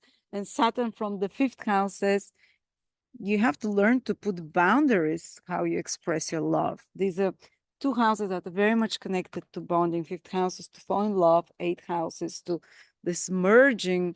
It's the house of, creating conception and so on. The merging of the couple into one. So there might be for some of you Scorpios more this dilemma on the psychological, emotional level, romantic, relationship-wise. Maybe there can be some blockage to the mutual finances of the couple or expenses because of a child, Saturn in the fifth house, or because of some other reason, It's not only the house that Saturn is in. Or they can be, but if you persevere, again, this is the message. If you persevere and if you know this is the right direction, and if you not just persevere, but do it intelligently, where you make a course correction of some sort, you can have extremely powerful results down the line. By the time this finishes in 7, 8, 9, 10 months, you have to come back to this video again, because usually the first Saturn Jupiter square feels like, breaks. Like brakes were put there on something you're doing. So now what? This kind of frustration. But don't worry, you work it out. Also, Jupiter in the eighth house, it's asking you, you really want to merge to trust, but Saturn again says, can you really trust? So there can be this, can I trust others? Can I trust myself? Can I do it? Am I intelligent enough? Am I smart enough? There could be this internal battle. Again, we all have to pass through it in different ways. Just remember to keep up having faith in the final process, or maybe you don't even know what the final result is, to keep having faith and not to lose it on yourself, but not to be too unrealistic either. So this is this fine battle between pessimism and optimism, between being too sure and being totally unsure. On the more material level, yes, let's see what can be. Eighth house, there can be some blockage to your intimacy or to some insurance or inheritance money, or money that's coming to you from others, or money that's coming to you from clients. And Saturn from the fifth house is asking you to maybe reconsider something, to restructure this approach, to restructure, to slow it down, to maybe look for more for the fine print as well in such matters, and to be patient, of course. Also, it can be connected to the love life we talked. Saturn is in the fifth house, can be connected somehow to children, or to the relationship with your children. And Jupiter in the eighth house, there can be something to end with your lovers or partners. Fifth house is connected to your romantic life overall. And Jupiter in your eighth house can be maybe helping you recognize where these problems are coming from on a deep psychological level, because the Jupiter brings knowledge and understanding. The eighth house is your deep traumas, obsessions, and such kind of unprocessed emotions or deeply buried emotions. So that can help you resolve some of the Saturn side of the issues, whether it's romantic heartbreak, whether it's romantic like stagnation, or whether it's stagnation with your sense of luck, because fifth house is one of the luck houses. So stagnation with your creative projects or business project, because fifth house is if you have your own business, can be like working hard but getting slow results. So try and help it through Jupiter in the eighth house by some rigorous, in-depth self-observation, even help from others is the eighth house, the resources of others, psychological, emotional sometimes, and and even through the study of astrology, you can now help with some of the Saturn issues in your fifth house. But yeah, remember that financial growth, especially because fifth and eighth houses, they're connected. Fifth house is speculative gains and business and so on. Eighth houses, mutual finances and resources, and those of others, the resources of others, they can be a bit of a reconstruction period, something to be corrected, to be looked at with more attention and with more focus. Now, Sagittarius, Sun, Moon, or Rising, August 2024.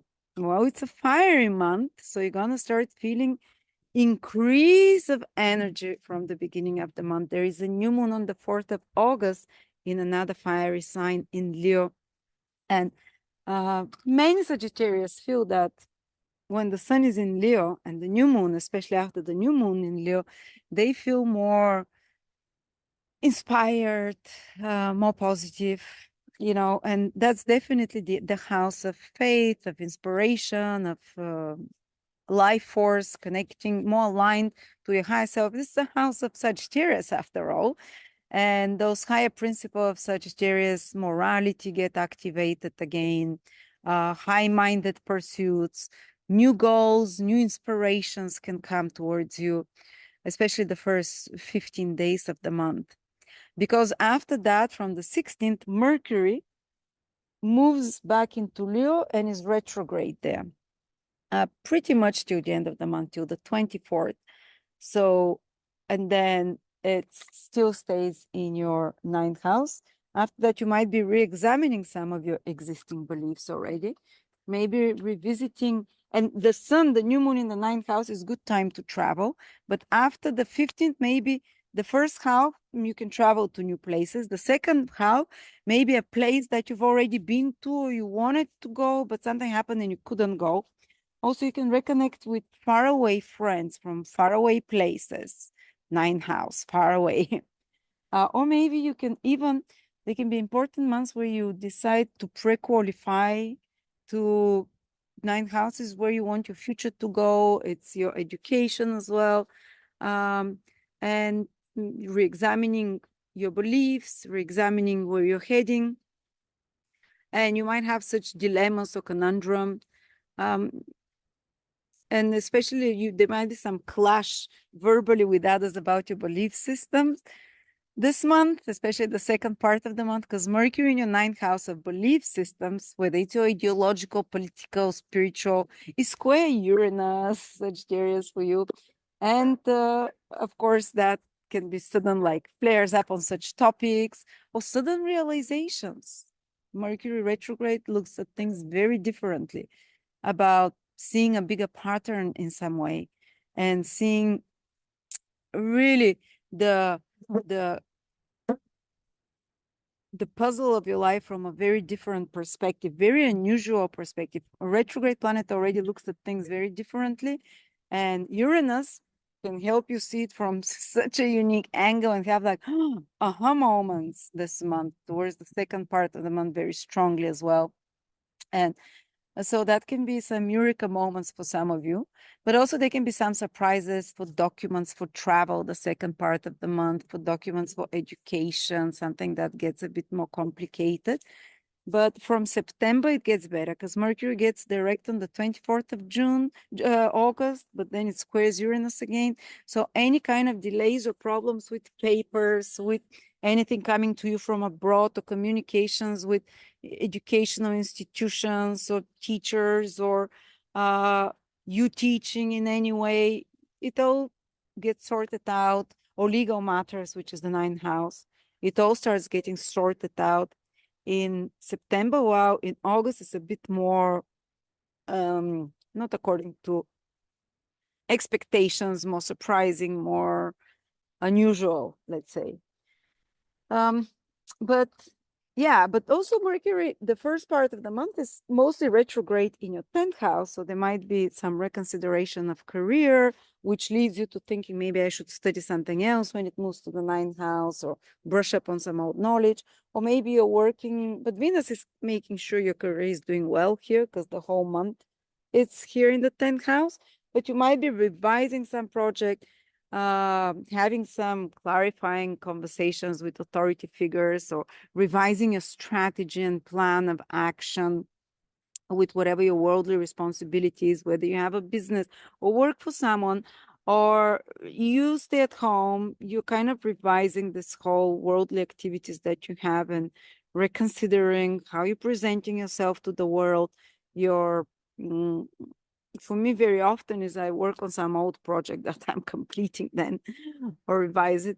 Or of course, there might be some clarifying conversations needed with institutions for papers and documents. The very early born Sagittarius, they would feel this Mercury retrograde the most. Those in the first 5-6 degrees of Sagittarius, they feel Mercury retrograde more like the proper Mercury retrograde. They have to do something differently. Plans can be confused, but they need to put extra efforts into things, more cross the I's, dot the T's, as they say, with more rigor. But Mercury is very good in Virgo, even when it's retrograde. So the final result can be much better project or whatever you're trying to do, with more attention to detail, with more security overall, more practicality, more streamlined, more clean and efficient in some way of your work. Usually the 10th house might be work or some other important work you're doing. So yeah, we have this 9th house energy, this 10th house energy. And some of it is good, some of it is a bit more challenging. But the really important event this month is that Jupiter, the planet that rules you, will square Saturn for the first time in 20 years in an opening square. It had a square in 2016, but it was a closing square. But if you want to kind of know the energy of Saturn-Jupiter interaction, even though every time is different, every kind of 4 years this happens. 2016 it happened. What happened to you? 2020 towards the end it happened. The whole 2020 Saturn and Jupiter were together. And now 2024 and into 2025, we're going to have this energy. And this is only the first hit. There is one right on Christmas. And now this one is in August. Pretty much the whole August is under its influence, but the 19th is the peak. But it's a correction of the course. And that's specifically powerful for you, Sagittarius. Those Sagittarius born in the middle degrees, they'll feel it so strong, like 14, 15, 16, 17, 18, 19, around those degrees. Because that's where they're squaring. But because for Sagittarius, it's happening on an angular houses. And this is very pivotal year for you, Sagittarius. Actually, some of the most important years in my life was when Saturn and Jupiter were in square.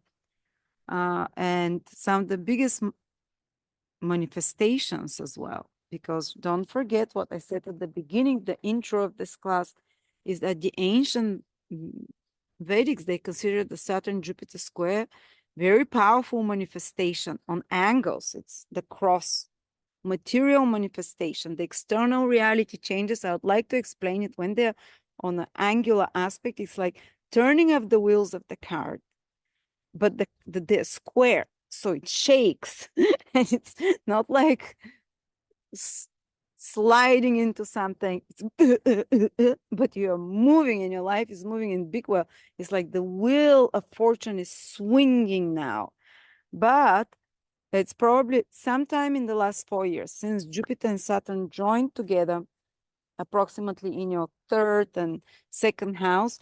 You were given sometime in the last 4 years, you started something new, that new ideology, new ideals, new way of seeing the world, which is Jupiterian in energy, and something old finished. And now you're being checked how dedicated you are to this path.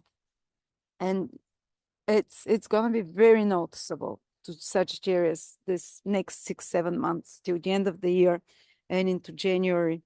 Something big can turn in your life, Sagittarius. And this is, look at what the houses involved: relationships, seventh house, family, place of living. So I'm not saying it will happen exactly on August the 19th. I'm giving you this window almost to the end of the next year, this year, the beginning, the first month of 2025, even when this aspect repeats. But your life can be turned around. And don't worry, it's for good. I know.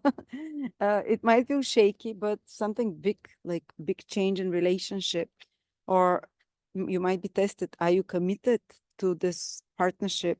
And if it's not, course correction, and it's still growing. Jupiter is growing aspect between Saturn and Jupiter. So even if it's not the right course, the right place of living, the correction that comes allows to something new to come into your life, or someone new.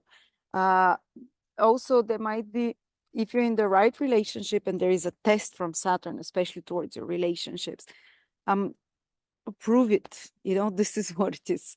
Can you persevere and overcome whatever the challenges are? Especially the middle of the month is quite tense till, I would say, from the 14th, 15th, 16th, 17th, 18th, 19th, 20th. When Mars is also involved, Mars with Jupiter and Saturn, there can be some escalation of a situation that directly influences you. Saturn is also looking to your career house. Jupiter is looking at you. So this whole cross of you, me, and others, a husband or any other person or wife, my family and my emotional core and my worldly responsibility and duty and my career, those 4 pillars of one's life, of your life, can be under question now. So a big surprise can happen, or a big withdrawing into a more reflective space and reconsidering course of direction. It changes into a new direction, or you start being reflective and thinking, is this the direction I should be going towards? Or maybe or if you feel very committed to that direction, whether it's a contract or agreement, whether it's your family situation, or even something to do with career, because I don't know on this cross exactly where it's gonna activate and hit you. You have to say, okay, now I'm given a chance to make it more realistic, more grounded, to correct it, to make it more in alignment with the law, let's say, and to test the universe is testing your principles, how principled you are in that area of life with others, even if there is some kind of a disruption of a contract with another, here Jupiter, or questioning of a relationship. Are you going to be moral and principle enough to be honest? Jupiter demands honesty, because otherwise Saturn can bring very serious consequences. Are you willing to be emotionally honest with yourself and to be principled in your actions towards others? At the same time, for some of you, it can mean a big change, moving somewhere. Again, in this period from August till January next year. For others, it might be that you really want to expand and grow, maybe expand your business. Seventh house is connected to business, to reach out to new people, to meet with new people, or maybe you want to reach out to more clients. But Saturn there squaring Jupiter in your seventh house from the fourth is saying, wait, maybe there is a different way to do it. Wait, not so fast. Have you examined your family past or the ancestral blockages as to why things are not going there as you want? Or maybe Saturn asks you, first focus on your foundation, do the responsibility towards your family, towards your closest, before you allow expansion in the seventh house areas, with expansion and growth with career, with contracts, with clients, with popularity, or in a personal relationship. So something, it's Saturn is asking you to examine the blockages that stem from your early childhood environment, Saturn in the fourth, from your ancestral lineage, in regards to those seventh house matters, and in regards to your own emotional attitudes, let's say, and your mom's ones, and this side of the family. Or so this can be this kind of an internal work, while externally you will be able to see big changes and even manifestations happening in those coming months. Fascinating, isn't it? And just don't get lost in this situation where you feel, because the seventh house is also, you want to reach out outside of yourself. The seventh house is the big world away from you. Maybe you want to go away, abroad, or far away from where you are or how you feel. And there is this pull, but then someone, Saturnian, says, you can't do that. Or it might be your own inner voice disguised as the voice of yourself, but it's that maybe your voice of your mother or one of your parents from childhood. You can't do a lot. You can't do this. Why are you reaching so heights? Please, we have an expression. Every frog should know its swamp or whatever. So it's like, stay where you are. It's like, so this might be this conundrum, this energy playing out for you. You want to be out there, but then something inside of you is like, so you have to examine those things, but don't think you can't go. This Jupiter square Saturn is actually working for Jupiter, because Saturn is working for Jupiter, even though it might be in more harsher ways, because Saturn is in the sign of Jupiter. So ultimately it's doing the bidding of Jupiter. So it will help you expand away from yourself in different ways, in anything seventh house. Eventually, it will just make you work harder for it. And it will ask you first to overcome your fears. And that's it. You have 5-6 months to overcome your fears connected to where you want to grow and expand. And because you feel like you're pressed at the corner, there won't be a choice now, and you'll be like, no, I can't do it. Yes, I can. No, I can't. And it's eventually something will topple that square-wheeled cart to move. So it's just things will come, so just preparing you. All right. So this battle between your fears and what you really want to do, of course, be true to yourself. Don't let those fears and limitations hold you down, but don't lose your opportunities because you're very unrealistic about it as well. So this balance in between. Now, Capricorn, Sun, Moon, Rising, August 2024. Capricorn, the month starts with new moon in your 8th house. Here you are. Here is the new moon here. You have every year new moon around July and August in your 8th house. So nothing earth-shattering. but maybe they can be more focused on things related to eighth house, like more intimate bonding or more deeper psychological introspective. Maybe some light can be shined and renewal of uh, interest in the occult, in psychological topics, in matters concerning digging deep within yourself. And Mercury retrograde will be there, especially from the 15th of August as well, which still continues to be this new moon lunation for a whole month day in your eighth house.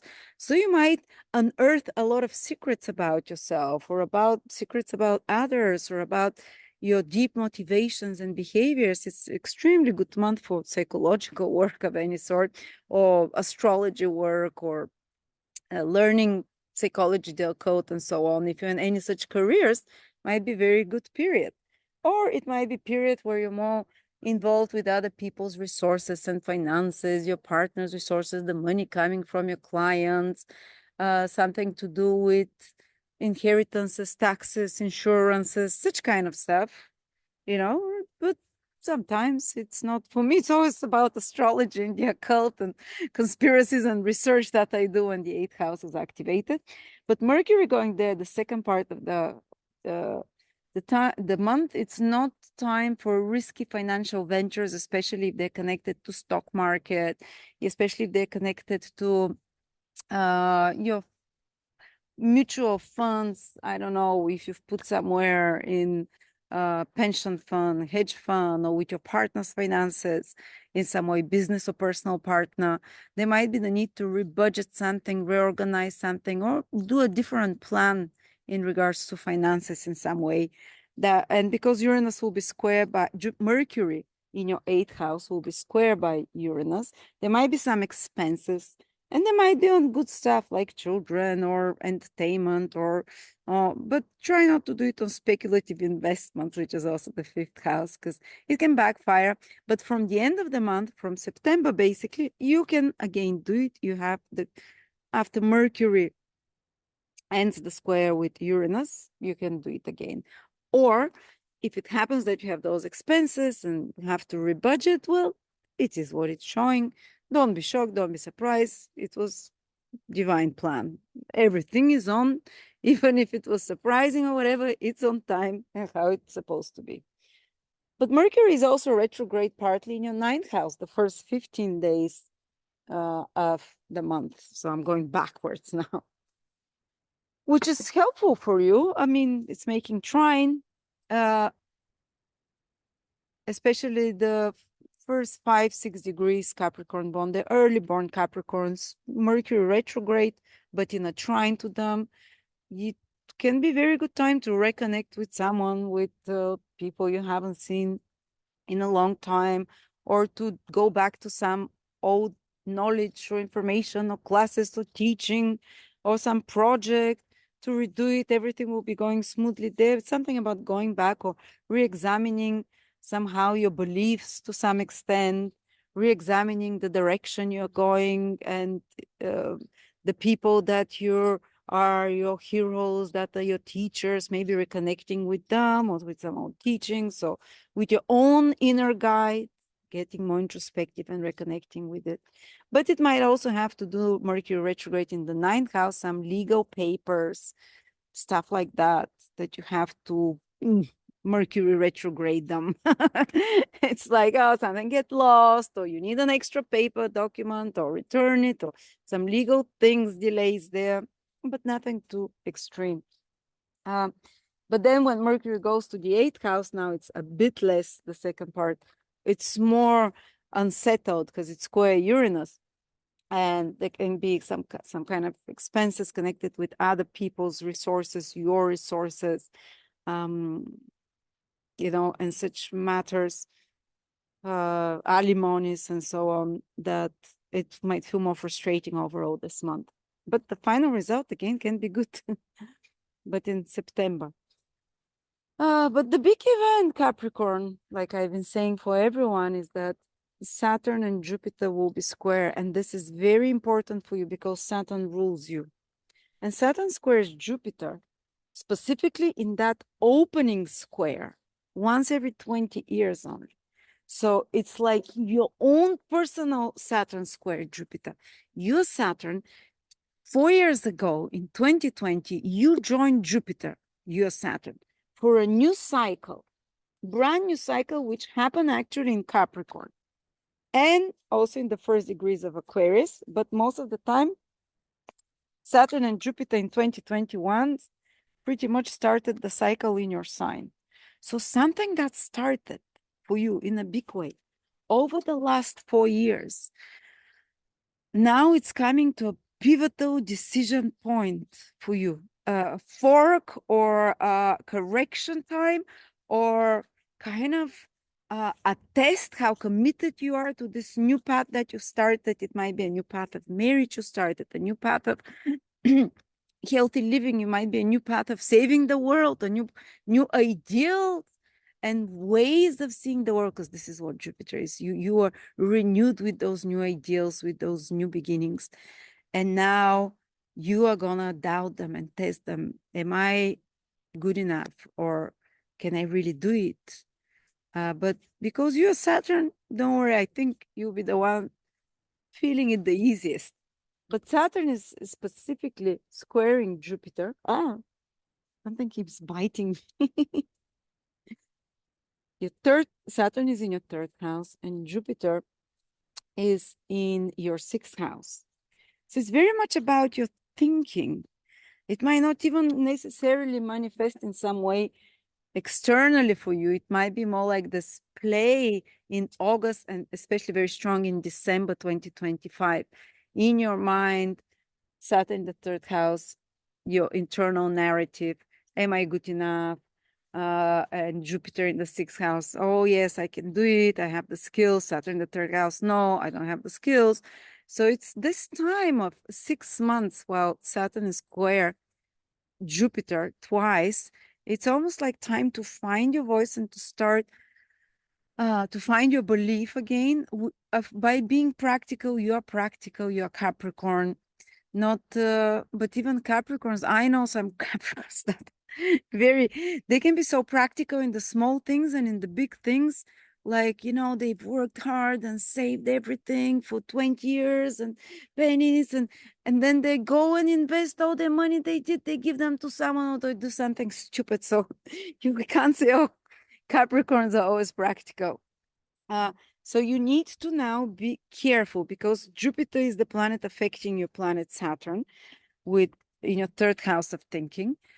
Not to at moments be over optimistic or unrealistic. You're naturally realistic, but then you might, Jupiter, because it's the main influence for most other people, will be the opposite. They'll be like doubting themselves. They would be like, I have to commit and carry on despite the challenges. For you, it might be like a reality check. Are you grounded? Maybe you're not seeing things realistically a little bit. But thankfully, Jupiter is, well, it's in the sixth house, missing details. So that's as well. But there is this need for the next 6 months to really cross your I's and dot your T's, or the opposite, cross your T's and dot your I's, to be careful with details. Both Jupiter and Saturn are in Mercury houses.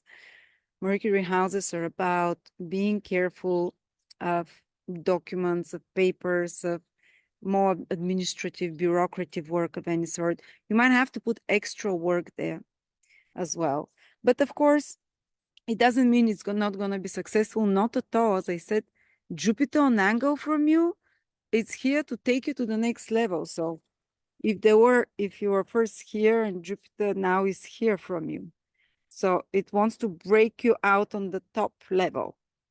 It's turning, till now you're both on the ground like that, the first cycle, and now Jupiter is the first, wants to start climbing up finally. Till now it was like that, new beginnings, and now it wants to start climbing up. So it's just to be more careful in those 6-month period, pretty much till February, let's say. And then there'll be another Saturn square Jupiter, but in different signs. So it might be a little bit more, and that's towards the spring. So let's give it to the spring of 2025, basically. that yes, you can grow, but slowly, which is okay with you normally. You can't press the pedal too much. And you have to use the Saturnian hat of common sense and check every detail. Saturn in the third house of, be very to the law, follow the rules, do it in a legal way, whatever you're trying to grow, whatever you're trying to create in your life, without thinking and rushing that things should happen overnight and quickly, because it's not going to. But there is Jupiter in your sixth house really wants to, it's moving direct right now in August, and it's like, oh, I want to expand maybe with your career, maybe with my worldly responsibilities, maybe with more employees or business, or maybe a new direction of my career. And Saturn in the third house says yes, but you need to do a lot of mental calculated thoughts, moves, and you need to make sure that, again, papers are correct, and maybe to not to rush too much, but also don't allow the negative voice of Saturn, which is quite self-critical when in the third house. Currently, at least, you might notice that since a year or two, you might have more negative self, kind of like beating down on yourself. The third house is how you talk to yourself. But also many people say they find their voice when Saturn is there. They teach to be more structured, organized with their thoughts and with self-expression and in the environment. So yes, I want you to be attention to detail. When you start hearing sometimes the voice of the critic, but there might be at other times, because Jupiter is aspecting planet that is you, the voice of too much optimism. So this is where you have to find the balance, and no 6-7 months of adjustment period. So you can go to the next level. All right. Now, Aquarius Sun, Moon, or Rising, August 2024. The month starts with a new moon on the 4th of August in your 7th house, Aquarius. That immediately every year around this time, August, part of July, Aquarius have a new moon in the 7th house. So that can be where you can connect with others more for the whole next month. So from the 4th of August till the beginning of September, it can be a more social period, let's say. Mercury also goes retrograde in your 7th house. From the middle of the month in particular, you can reconnect with people you haven't seen in a while, especially if you're Aquarius rising in the last, Aquarius Sun, Moon, or Rising in the last 10 degrees, you'll feel it very strongly. But though other Aquarius might see that new people can come into their life, especially the first part of the month. And it might be even sometimes relationship related, or new contracts, new business contract, and also new clients, because 7th house is like the renewal of clients, the renewal of popularity, putting yourself out there, which is the 7th house. And people reconnecting, or new people appearing as well, new contracts and agreements. But because Mercury also goes retrograde from the middle of the month, from around the 15th, 16th in your 7th house, the second part is more like people from the past can come back, or you might be rethinking certain contract or a marriage or a relationship, or be having a clarifying conversations with partners, business or personal, to end this. And there might be things that come up suddenly, shockingly, because Mercury in your 7th house will be squared by Uranus. So there might be something that throws off your plans with another person, or another person appears and surprises you with something, or you find out something surprising about someone you've already known. Or something just creates, like, I'm expecting friends when Mercury goes retrograde in my 7th house that I haven't seen in a long time. And she might at the last moment say, I'm not coming, or God forbid something worse might happen, but let's not, but it's just be aware that the second part of the month is less reliable on others.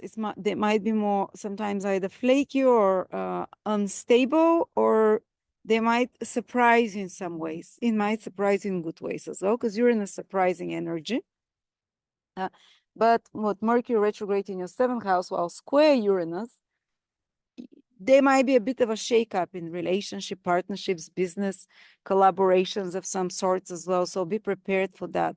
The least case scenario, the schedules might not align. The worst case scenario might be like sudden surprise, that a rupture in some way with some contract or agreement or personal relationship. So that's when we have to be more careful, but still Mercury retrograde in your seventh house definitely can reconnect you with people, with an old boyfriend, girlfriend, or you can hear from someone you haven't heard in a long time. Some old collaboration might come back to be restarted, or some project that you're working on with another might need extra work, final details, attention to details, redesigning, redoing. But yeah, you see, there is this strong focus there on others in some way. And Mercury is for a little bit, the first 15 days retrograde in your 8th house first. For some Aquarius, this can still feel like the 7th, but there might be some important conversations about intimacy that are happening, some secrets coming to the surface. Venus is also there in your 8th house the whole month. So it's kind of easier to gain the confidence of others and to have deeper conversations with Mercury retrograde there, but also to delve into secrets and to delve into the occult, conspiracy, and to have deeper penetrating observations about more taboo topics, or even about psychological and your inner motivations. Also, it can mean that you can gain from other people's resources, or you can gain something from another, or other people's money, or clients' money can be, but also Mercury retrograde there, you are revising something, readjusting something in your mutual finances with your partner. You're redoing something possibly as well. There's some shifts happening. So this is, but the really important event this month, Aquarius, is that Saturn, the planet that rules you, is going to be square Jupiter on the 19th of August, but you'll feel it the whole month, and then you'll feel it again in December and January 2025, December 2024 and January 2025, and then again in the spring, I think May or June of 2025. So it's the start of a 10-month period of a square between Saturn and Jupiter. And I describe it like turning the wheel of fortune when they're together. This is how they're both on an angle of the wheel of fortune. They'll make it spin. It's like the cart of your life is going to spin because you're Saturn, but it might spin in a square way, square wheel. So it shakes up a bit and it stop, start. This is how, but the big changes are happening. And in particular, Saturn is in your 2nd house, Uranus. And by the way, this is so important. Why? Because Saturn is making its first square. Jupiter is making its first square to Saturn since their conjunction in Aquarius. In 2020 and 2021, Aquarians, Sun, Moon, or Rising were given a new direction in their life. Over the last 4 years, you started something new in your life. So based on the change of your beliefs, your ideals have changed. Who you as a person has changed. You have an important role to play over the next 15, 16 remaining years of the Saturn-Jupiter cycle, which started in your sign. And now something is really coming to a peak. It might be maybe the efforts of your work for the past 4 years might manifest, because the square is a manifesting aspect, but not without hard work.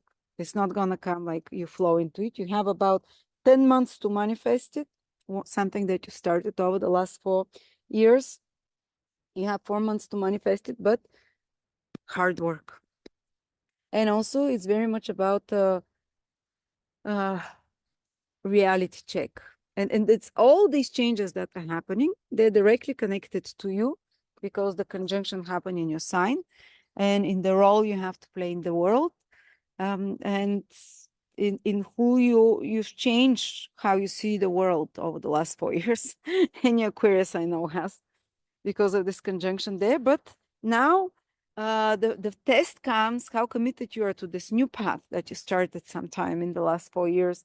And it might be financial test for some of you. Second, 11th house, the square is happening, where you're rethinking your finances, where you're rethinking how to be more, oh, damn, I hope I don't have to do that, but self-fulfilling prophecy, I don't know. Reorganizing, seeing what is not working, curtailing, downsizing. Because Jupiter, sorry, it's not in your 11th. Jupiter is here.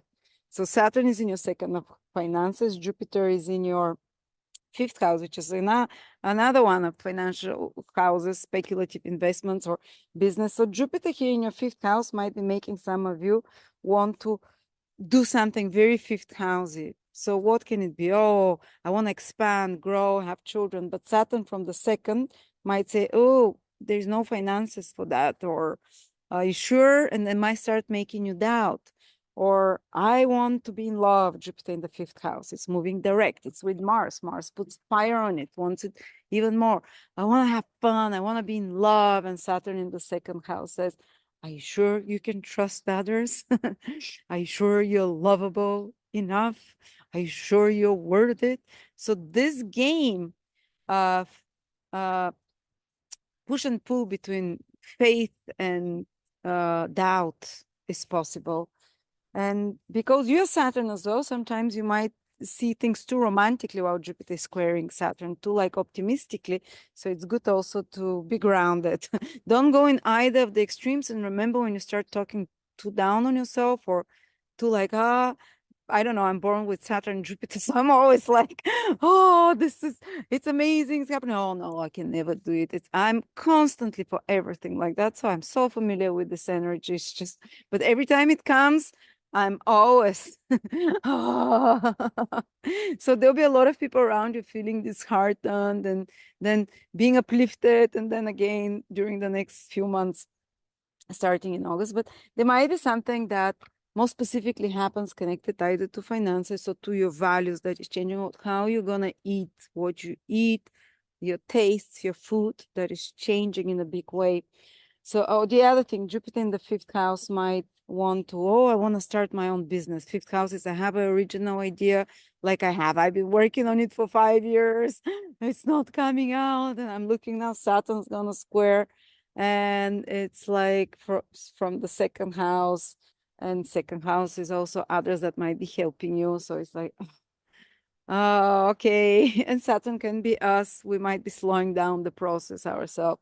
So there might be something that, but you really feel that it's your mission to do this Jupiter thing. It's some goal, it's some idea, it's some original thought. It might be a business, it might be a child that you want, it might be a romantic relationship, it might be some kind of self-expression to dance on a stage, some new creative hobby. Saturn might be blocking it or slowing you down, but at the same time, Saturn is saying if you really want it, you have to do the hard work and then I'll reward you.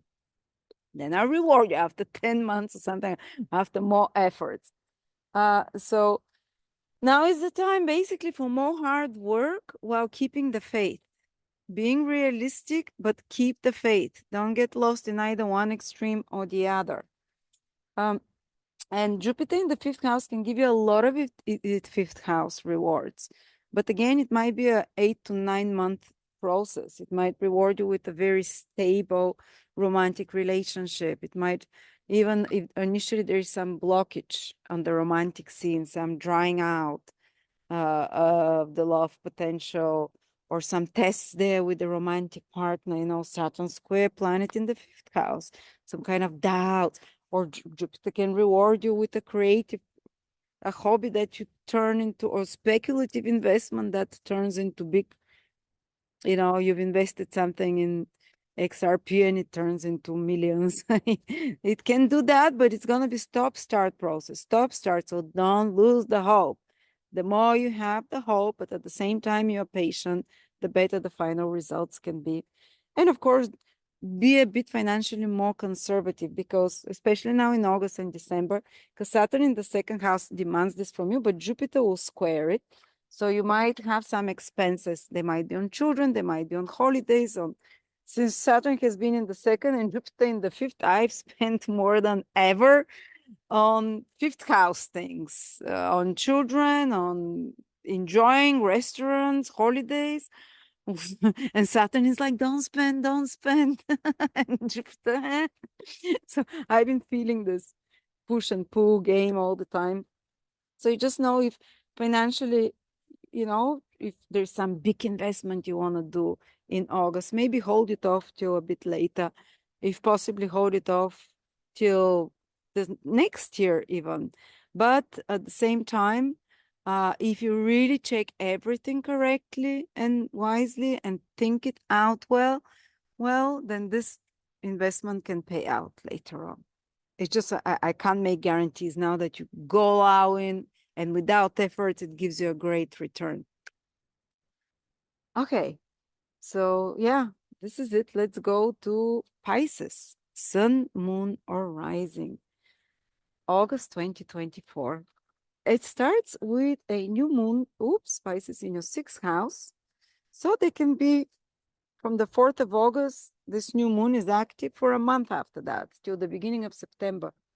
So they can be a renewed interest in taking care of your health, for example. They can be a renewed passion, because it is Leo after all, energy into your work, or maybe for some of you, it might be, especially the first 2 weeks of the month, some new direction in their career, new project that appears, new workmates, or something change in your work or working environment, or renewed passion to do the dishes, to do laundry, to take care of, to be willful in the Cinderella role. I'm just kidding, but you can shine as a Cinderella because Leo is your sixth house of the workhorse. Sorry, I'm just being silly after 4 hours of talking. I'm just my mind again. I'm more channeling when I get to Pisces. But also they can be, renewed interest in health, food, exercise, this kind of matters as well. Especially the first, and it's good with the new moon in your sixth house. These are the things you should be doing. I hope it doesn't activate a health problem because it's after activation in the sixth. But it's this new moon is sextile Jupiter, so I see it more on the positive side for you Pisces. There is no negative aspect to the new moon in Leo. It's sextile Jupiter, so you can even get support somehow in those endeavors of yours. You might start doing it with your family, those new exercise routine or smoothie routine or sun gazing or sun eating routine, whatever it is, something to do with your health. It's good for you. Actually, for Pisces, sun gazing is very good because Leo is in the sixth house. Anyway, or some new work project can come, as we said, talked about that. And it's good, take it. Jupiter is sextile. This new moon, it can bring opportunities in some way. But more the second part of the month, again, the sixth house themes are activated, but now by Mercury retrograde. So you still are focused here, but more like in a more introspective mode after the 15th, 16th, revising, is this the best diet? Maybe I should swap, those fruits are not affecting me well, or maybe those prescription drugs from the doctor, maybe I should get a second opinion. Maybe it's not as good, or maybe I should start adding weightlifting or something, like in those lines. Or maybe a project starts getting a bit more complicated if it's connected to your work, which is the other meaning of the sixth house, employment, works, duties. Or maybe you have scheduled second part of the month, you're going to be doing this. Good luck. Mercury retrograde in your sixth house, square Uranus. Your schedule, especially the second part of the month, might be turned upside down. So whatever it is, whether it's like I'm cleaning the house today or I'm doing this work or whatever, just be more open to unexpected developments, the second part, and to be more flexible in that area. Also with work projects and all of those things, they, all these themes of work,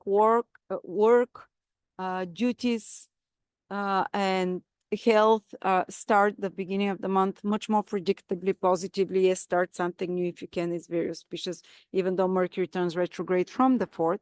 But the second part of the month, Mercury moves in that same house, square Uranus.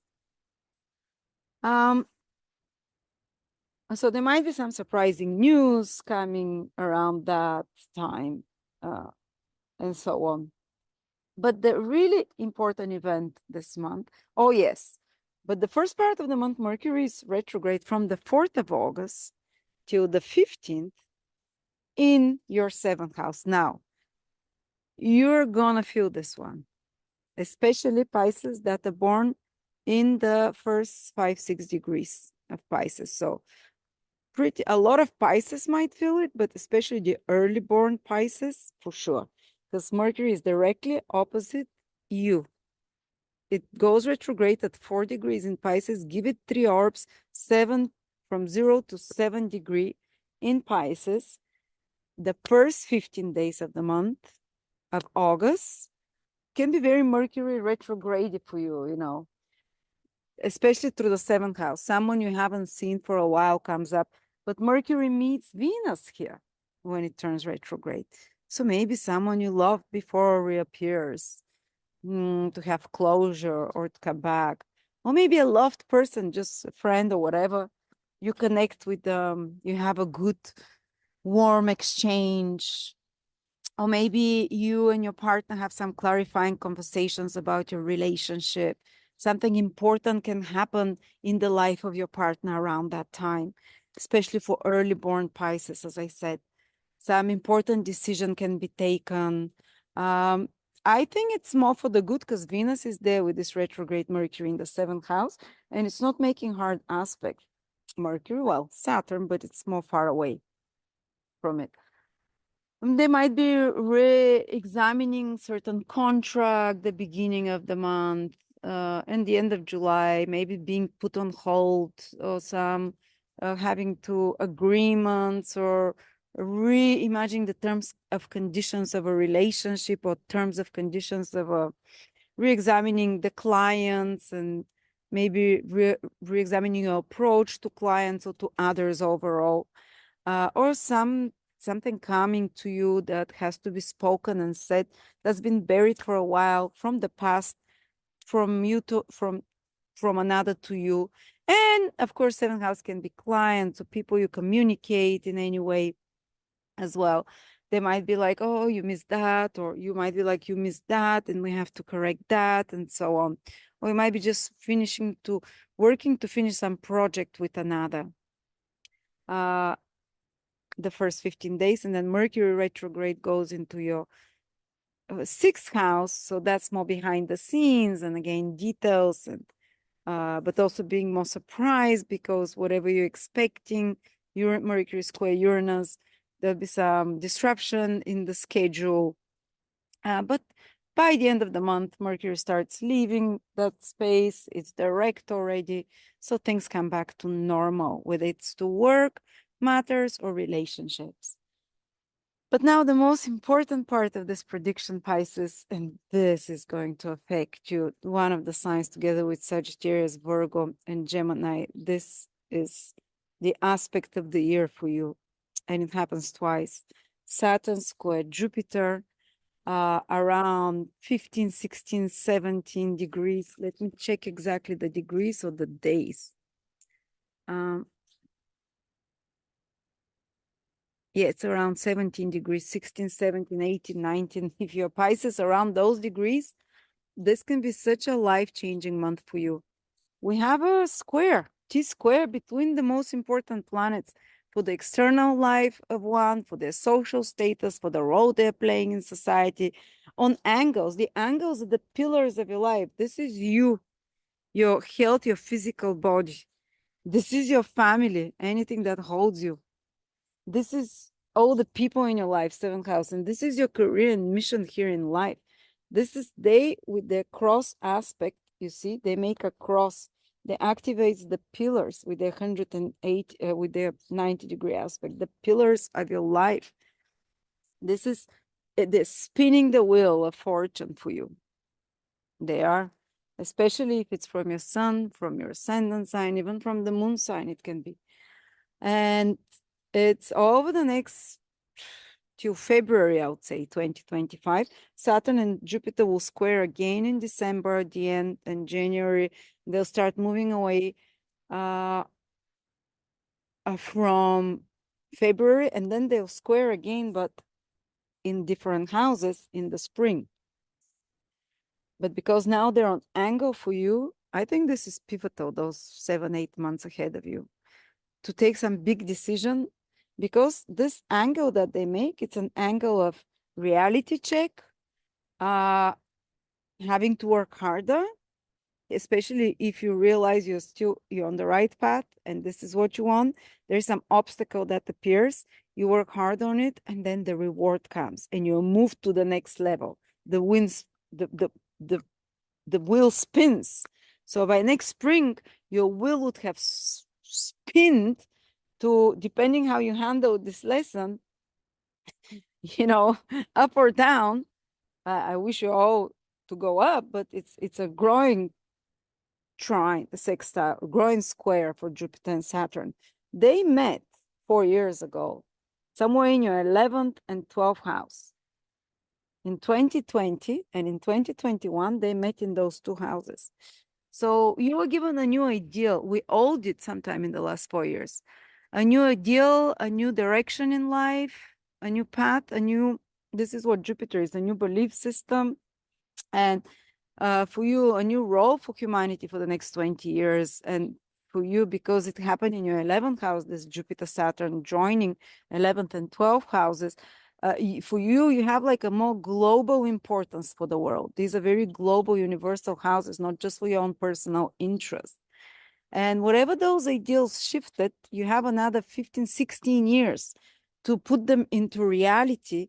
And now is a pivotal time of the universe testing you. Are you willing to follow this long-term goal and dream that Jupiter and Saturn initiated in your 11th house 4 years ago? Maybe you just decided 4 years ago that you want to contribute to the world. Maybe you still don't know how. Maybe you decided that you're going to go and live in a community, or maybe you decided that you want to gain and earn independently from the system. I don't know, something shifted big way for you. Or maybe you started some friendship or some relationship that shifted your life. And now the universe is testing you, how committed you are to it. And it's giving you kind of a hurdle, an obstacle, by delaying things, by making them more, requiring more effort, more consistency, more attention to detail. Put that and you're done. And Saturn is kind of trying to reign in your Jupiter, your idealistic Jupiter.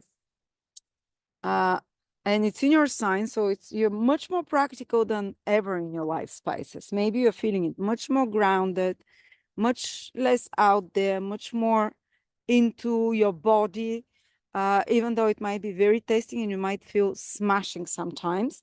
But Saturn is also aspecting the planet that rules you, Jupiter, for the next 10 months.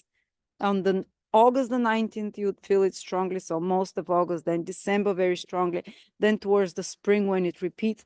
But this Saturn is bringing you down. Reality check, whatever your long-term goal and whatever your dream in your life is, or purpose, or something that you're focused on now, Saturn might slow things down, make you doubt it. Can I do it? Or is that even possible? But at the same time, Saturn will help you really see the limits of your abilities, and maybe it's unrealistic what you want, or certain aspects of it, and help you correct it and help you bring it down to earth.